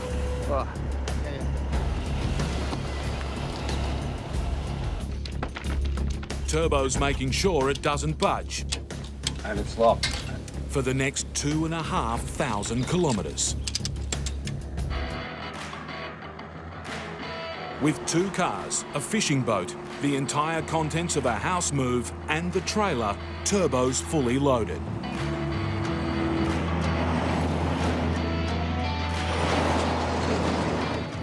He may not be on dirt, but the roads are still rough.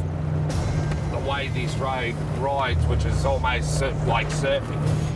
Battering his load. Deliver damaged goods and he risks not getting paid. So I'm a little bit cautious and a little bit worried. A passing motorist spots a problem. You've got the 2 back straps on the little car have come off. Say, righto. These loose straps need to be fixed quick, or this car could become scrap metal.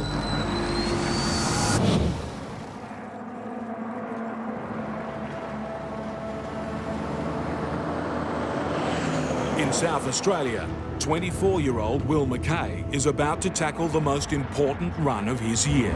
It's massive and I've forgot the main load for the races. A pressure-packed supply run through the baking heart of the country. There's pretty much a whole lot of nothing out here, really.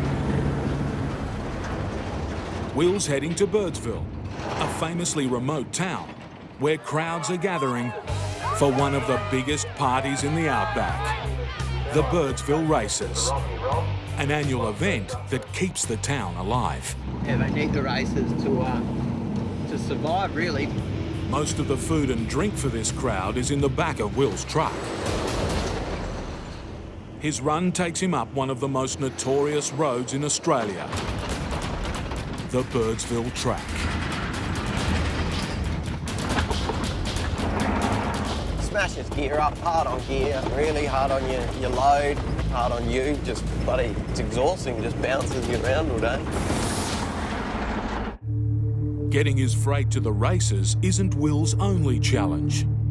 For the intrepid few who live out this way, the roadhouses, cattle stations and outback pubs, Will is their lifeline. Yeah, we really rely on Will to get here. He may be young, but this trucker is no rookie. As a young boy, instead of doing homework, I just go out to the shed and help Dad change tyres and grease trucks and slide under trailers, and so yeah, I've always loved trucks. From his base in Adelaide, Will heads north, delivering supplies to remote outposts along the 1,200-kilometre stretch to Birdsville. Right from the start, the pressure is on. Keep coming, Mum. Keep coming, keep coming, keep coming. Will's family are working flat out to get 40 tonnes of vital supplies loaded. This is our busiest load of the year. We've got everything from mattresses to bloody beer. It'll be a big day. But things aren't going to plan. Not all of the produce has arrived. We'll be running late because that trailer there, we should have had loaded yesterday. One of the 2 trailers is sitting empty. See, the pressure will be right on now to get both trailers loaded. Will's customers depend on him for nearly all of their supplies. You start getting a bit stressed when it all rocks up late, and of course everyone wants it on. They all want it up there. But at this rate, Will could be days away. In remote Western Australia, Steve's made it to Balgo, the midway point of his 6,500 kilometre trip. After a long day on the Tanami, he's still behind schedule. He's hoping for a quick and easy unload. I've had a win here in Balgo, the suggestion that they unload the whole container on site. That means 10 minutes. They'll lift the 2 items off and I'm out of here. I'm going to Horse Creek. Precious hours saved here means he could make it back to Perth in time for a lucrative job. Steve's just bought himself half a day. Right, mate. Thank you. See you, Angie. It's a moment worth celebrating. There's my new hat. Beautiful. Another trip, another hat, another day. Steve's on his way to Halls Creek to pick up his third load, but still ahead, 300 kilometres of tough Tanami track. The race against the clock starts again tomorrow. New load, new destination, and new race.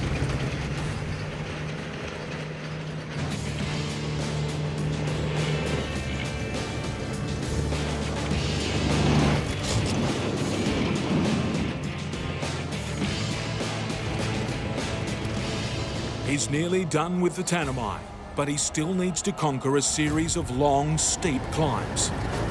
These are the hills going into Halls Creek. It's a challenge every time.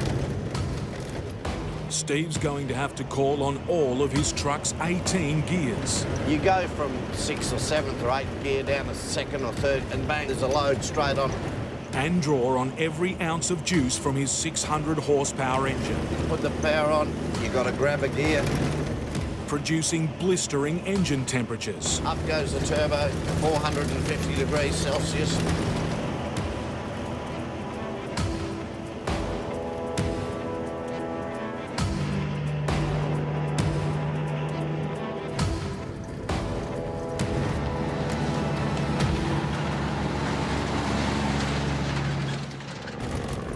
After days of truck-smashing, dog-thumping dirt track, Steve finally gets relief on the smooth bitumen. Yeah, this is the stuff we've been looking for a few days. 1,000-kilometre run up the Tanami makes you appreciate the stuff.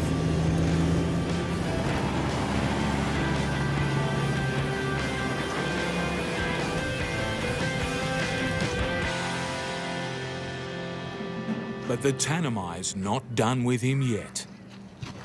I've got oil wetness inside this wheel hub, which indicates to me that I have a wheel seal failure or possibly a front wheel bearing.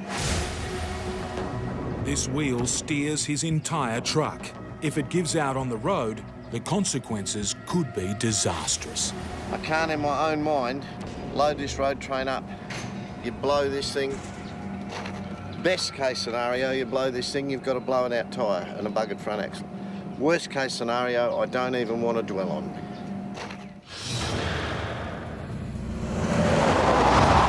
In remote Western Queensland, Turbo's got a problem. Straps on one of the cars has slipped off. He's got to pull over before he loses the car.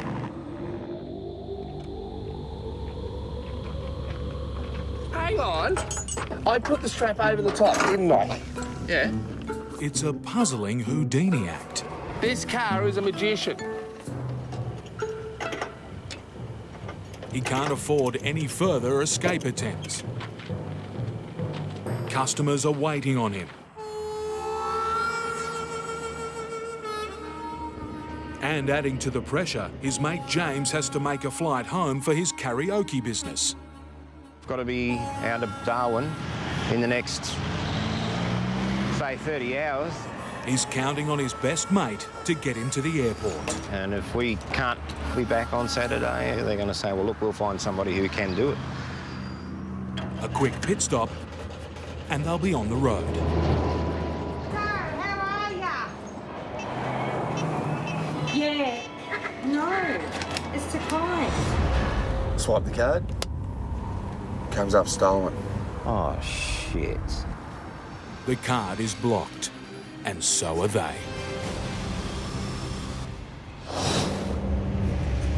In South Australia, Will McKay's vital trip to supply remote communities on the Birdsville track has been thrown into chaos.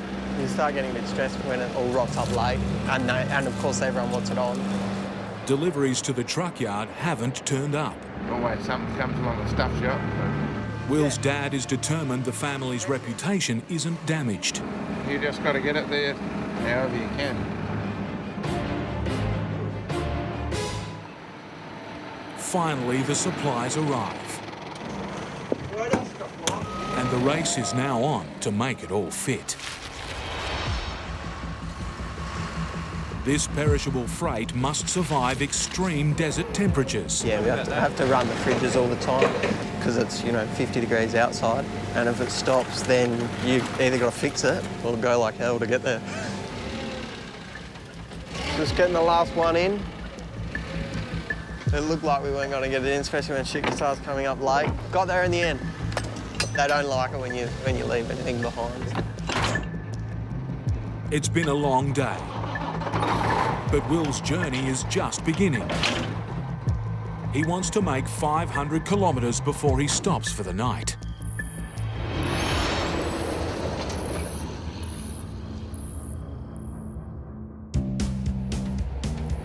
Dawn, and Will hits the road.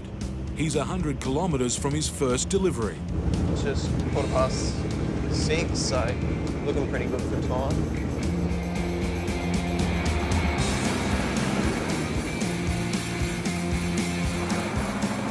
It's our first major stop coming into Maree. We've got 3 pallets to unload.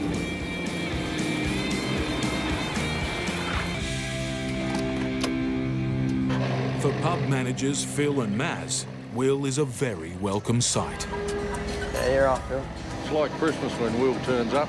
All the fresh food, it's our lifeline. Just takes a bit of rain or something to go wrong with the truck and you miss out and it's just panic mode then.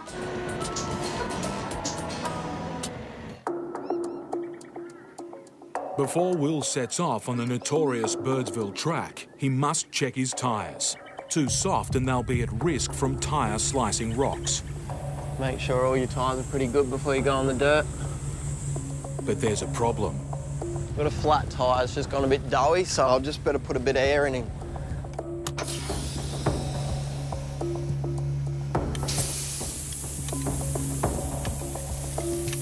The tyre isn't inflating. Can't quite get this on it. The valve is jammed. I'll grab a screwdriver or something. Will faces a dilemma. Push on and risk a blowout, or fix it and waste precious time. If we keep going any further, it sort of will pop off the rim. In the top end of Western Australia, Steve Graham's under the pump. His wheels have taken a thumping and a suspicious oil leak could be catastrophic. Can't go down the road. Possibly have a front wheel go flying off in the bush. He's worried it's a shattered wheel bearing. I can't afford a front wheel bearing failure. If it is, there'll be a vital clue. Metal fragments in the oil.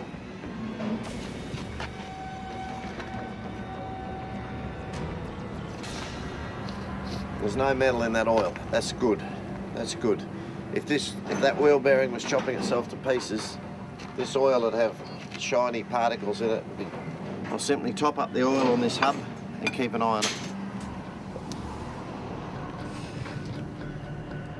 In 4 days' time, Steve's booked for a big job in Perth, but he's still 3,000 kilometres away. He needs to get his next load, a mobile office, 2 mini diggers, and dozens of wooden pallets onto his truck quickly. I need to fill up that space out to the gate. It's a jigsaw, and the pieces need to fit. Now, are we going to get another one in there? Good job, man, good job. Steve senses trouble. Just hold it, fellas. A badly jammed pallet could destabilise the load. For a perfectionist, there's only one solution. Fellas, we might have to just take them off and start from scratch. We can't... A call from a client distracts him. And the loading crew take matters into their own hands.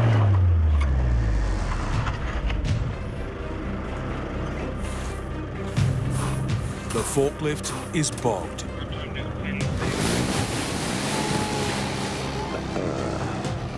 Without it, loading's going nowhere. In Mount Isa, Turbo's stranded with a blocked credit card and a tank full of diesel he can't pay for. So my credit card's coming up as stolen. Best mate James has an urgent deadline. Oh, shit. A flight home to keep his karaoke business alive. If I miss the plane out of Darwin, it's not going to look good for our company. And back home, there'll be no shoulder to cry on. The wife has said that if I'm not back in Brisbane on Saturday, to not bother to coming home at all. Turbo needs a guardian angel, one with a handy $1,000 to spare. How you going, Wayno? Trying to get out of a sticky situation right now. Thanks, mate. See you, mate. One of my customers who's in Turkey, he's got it all sorted out. A regular customer has given him an advance. So he's going to be paying it now. Thank you, darling. Too easy. All right, catch you later. All right, getting out of Isa. I was beginning to think I'd have to rent a house here. We're not fucking around today either. We're fucking on it.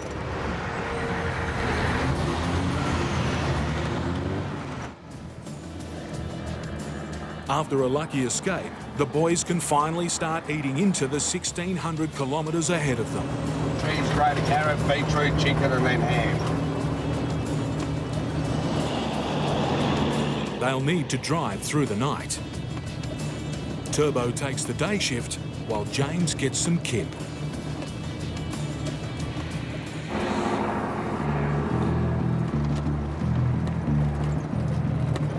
Hey, you right, mate? What's up? Dry bog, mate. I'll see how I go. I'm trying to get you out. Mate, thank you very much. So this has now become a recovery mission. This 53-metre road train is seriously bogged. Turbo needs to push on, but for him, the trucking rule of help a mate always applies.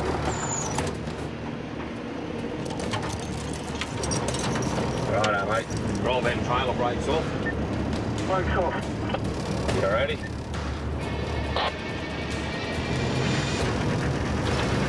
Yeah, not moving.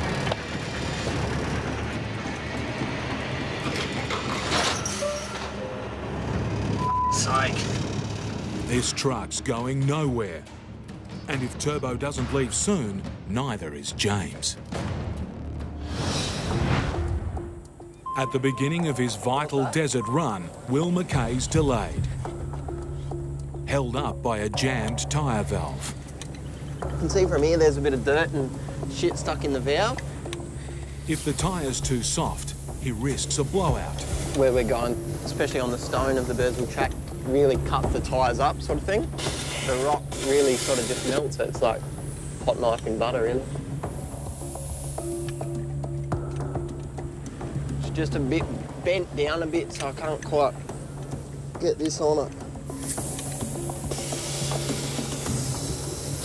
Oh, there it is. At last. Just hold it in there like that. Yep. He can pump up and get going.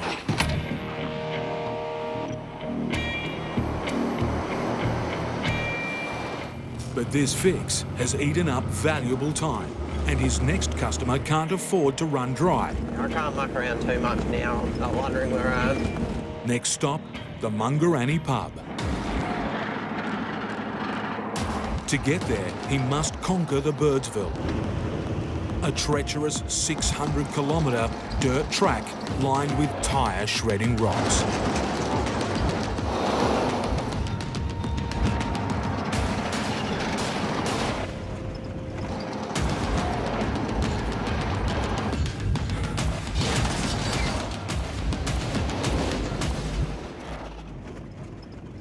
After a bruising run, Will pulls into Mangaran. Population 3. You got 3 pallets for the pub. On this desert track, this is the only watering hole. Hey, Will. Will's even got a brand new shirt. Want a cup of coffee? Yeah, I'll have a coffee. Every year, thousands visit this iconic pub. To mark the event, many leave behind offerings, including hair. Righto. Grab your fork, I reckon, Phil. At one of the busiest times of the year, this Outback oasis was on the verge of disaster. running out of beer. We thought we were covered for the races. We did a stock check and was 75 cartons down. For pub owner Phil Gregork, Will's one of the best. I wish I could have more drivers come up here like that. Everything is away before he leaves. He's an old generation with a young heart. With vital supplies waiting, I've got a truck outside, I'll go need unloading. Get your asses all outside. it's all hands to the pumps.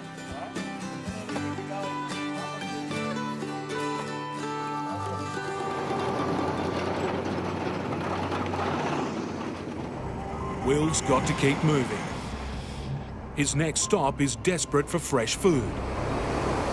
A remote cattle station 5 times the size of LA. 4 days away from a time-critical job, Steve needed this pickup to go without a hitch. We might have to just take them off and start from scratch. We can't. But a distraction has seen this loading get bogged down. This has become a bit of a job. A classical error. If Steve's to get away, the crew needs to dig the forklift out, and fast.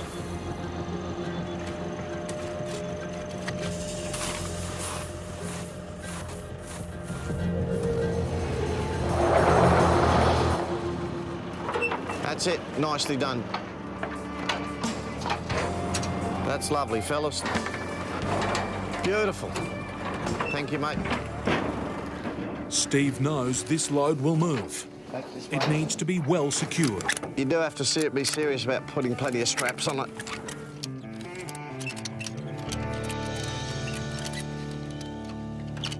He's ready to hit the road. But there's another delay.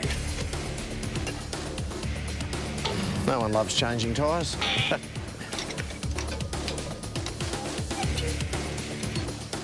It's a wrestling match. Each tyre weighs 50 kilograms. Time has beaten him. He'll have to rest up for the night. Do you know what I'm thinking about right now?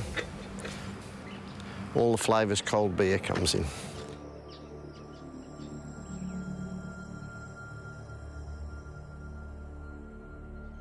Next morning. The glassware's clean, the washing's been done, I'm ready for the road.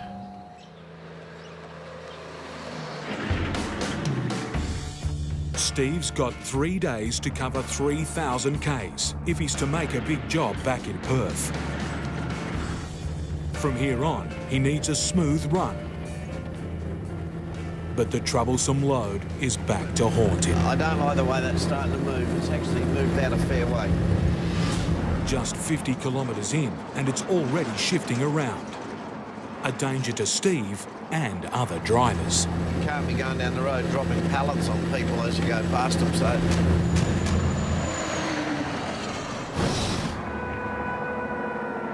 On the brutal Birdsville track, Will Mackay's hit the infamous Simpson, one of the world's largest sand dune deserts.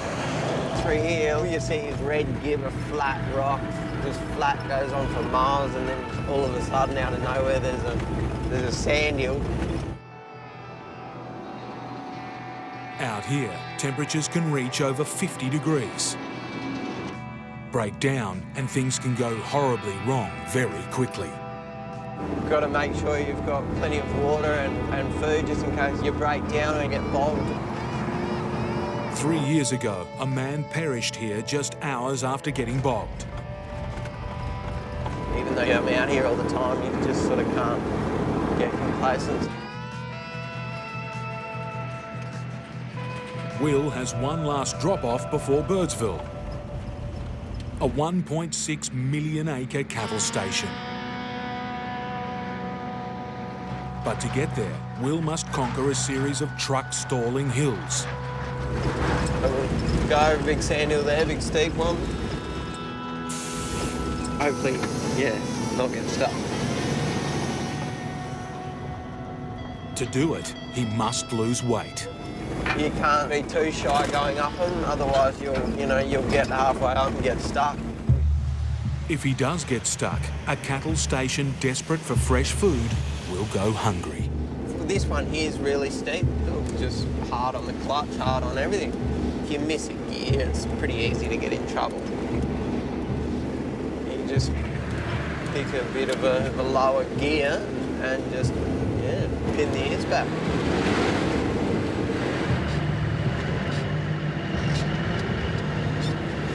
Starts to struggle as you get higher up.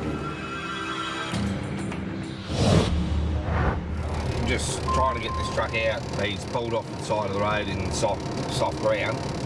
Turbo's stop to help a fellow trucker is not going well. Freeing the bogged truck is proving impossible. Well, it's not working pulling it this way. Stay longer, and this Good Samaritan risks missing James's critical flight out of Darwin. Turbo's in luck. Another driver joins the rescue mission with a trucker's saviour, a grader. With a pulling power of over 20 tonnes, graders have saved many a truck. All right, mate, we'll leave you with it. With the arrival of the cavalry, Turbo can hit the road. It's over 1,000 kilometres to Darwin. They still need to unload, and James has a flight he can't miss.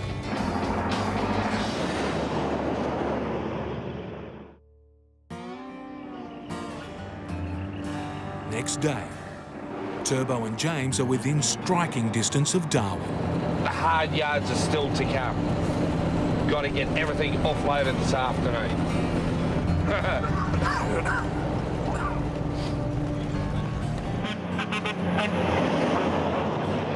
There's no time to spare, but Turbo decides to make an unscheduled pit stop. I'm getting people fuel for here. Not another bloody Sanger. No. James's patience is wearing thin. Strained. It's very strained.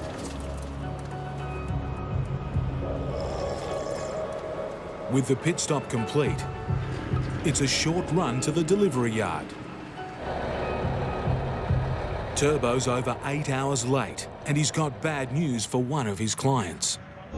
At the start of the 4,000-kilometre trip, a $30,000 trailer suffered wind damage. Why would the brake trailer be damaged? Mate, because it actually come apart in transit.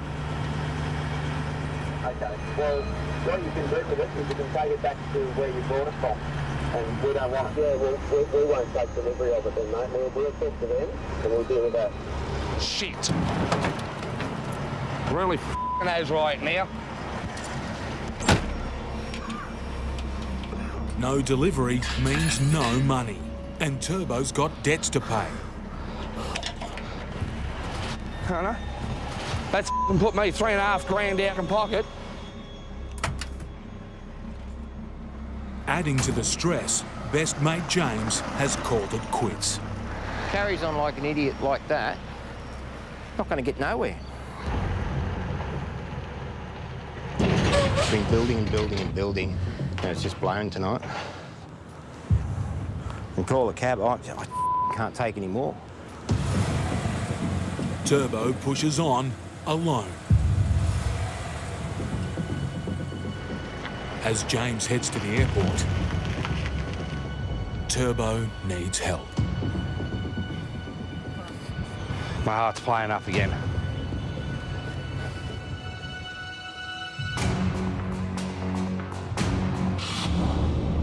You know, if you miss a gear, it's pretty easy to get in trouble. On the edge of the Simpson Desert, Will McKay's tackling a truck-stopping hill.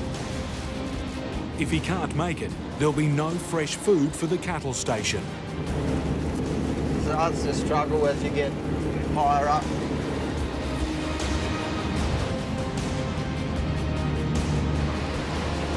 The higher you go, the steeper it is.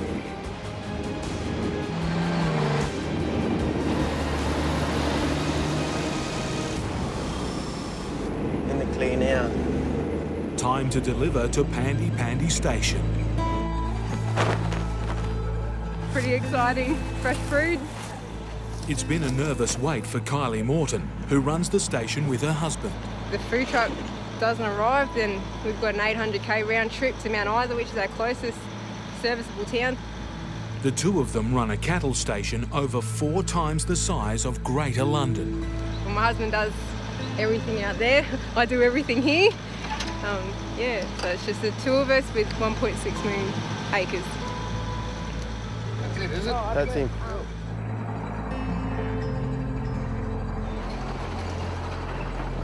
Will's now on the final stretch. Welcome to Queensland. The sun shines and the roads are good. Next stop, Birdsville. But before he can deliver, there's one final check. We're just pulling into the roadhouse here. Has Will's precious freight survived one of Australia's hottest, roughest roads? Everything's still in good order. Nice and cold in here. Stayed at fridge around at -18 the whole way, so all good. At the pub, they're desperate for his arrival. Our food supply is right down to looking out the door and waiting for him to drive around the corner. Will's more than a truckie to us. He's part of our community, does a great job. It's a great face to see in town. How many more, boys? Fully stocked, the biggest party in the Outback can get started. If we didn't get our food here, this wouldn't be here. Happy customers, that's the main thing. At the end of the day, that's what you want, happy customers. Steve's on the final leg of a punishing 6,500 kilometre round trip. To do what I got to do, I got to have an easy run, not muck around with freight on the side of the road. He's forced to waste precious driving time retying his freight. That front gate there yesterday when I left was in line with this, and it's all dropped across to that side. I've got to fix the problems as I go along, but it doesn't make it much good for getting there on time.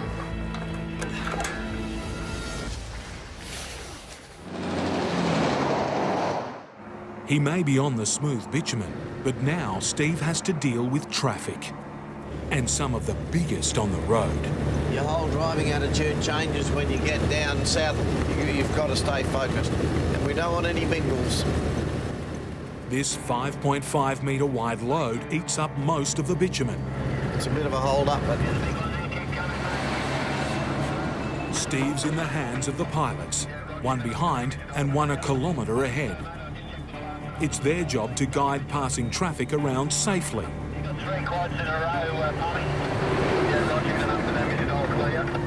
Clear communication is critical, but the airways are jammed. I'll just drop back a bit now. We're going. Last one here, 137, okay? Roger, comes the wheels, you should be right sitting on the edge, thanks, son. Are you talking to the southbounder? The southbounder, sorry, mate. Southbound behind the big one coming around then, yeah?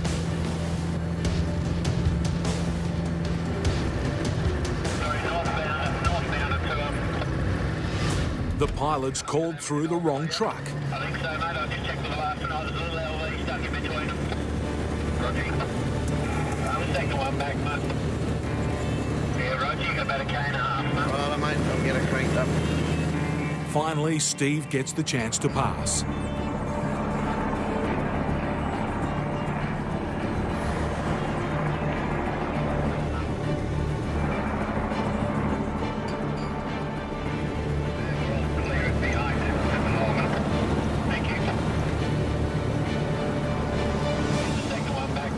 Those big ones take a bit of getting around, but we do it pretty safely with all talking to each other. He's on the home stretch. It's been one of his biggest trips ever. He survived shifting loads. I don't like the way that's starting to move. Mechanical scares. I may have a wheel seal failure. And killer corrugations on two of the toughest roads in the world. It's the end of yet another epic chapter in a legendary career, recently celebrated.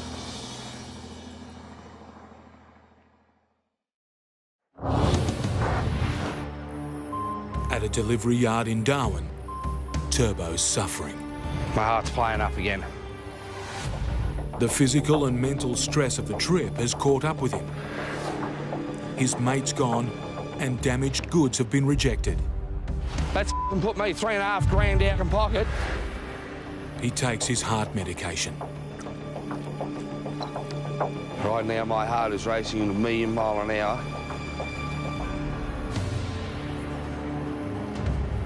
So I've still got that trailer. I've got to finish unloading, and I've got to come back, and I've got to put the dolly on and get the other trailer, and then I've got to go and do that. So what I've got to do, I can't stop.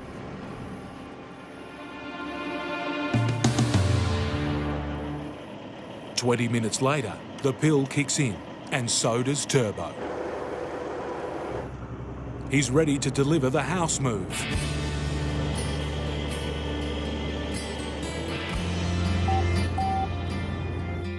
He's made it, but over 12 hours late, and there's no one to help him unload. It's a silly question. It's the last thing Turbo needs. But he's in luck. Hi, Cops. Brett. Turbo. Turbo. Turbo, Yes, how yes, good yes. are you, mate? Turbo, the removalist. On their way home from the pub, a group of blokes lend a hand. Hang on, guys, hang on. Oh, here you go. There he is. Come on.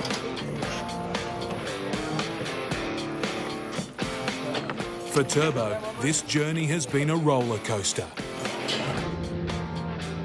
A 4,000-kilometre one-way trip to the top end. With a runaway water truck,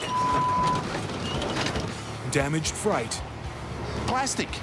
and a damaged friendship. Yeah, I can't take any more. All to keep his customers happy. As Darwinites all do, we stick together, we help each other, we get in, we get the job. Now it's time for us to go party hard. What do you reckon, boys? Party hard? Yeah! Let's go! Outback truckers, tell you what, Turbo is a legend.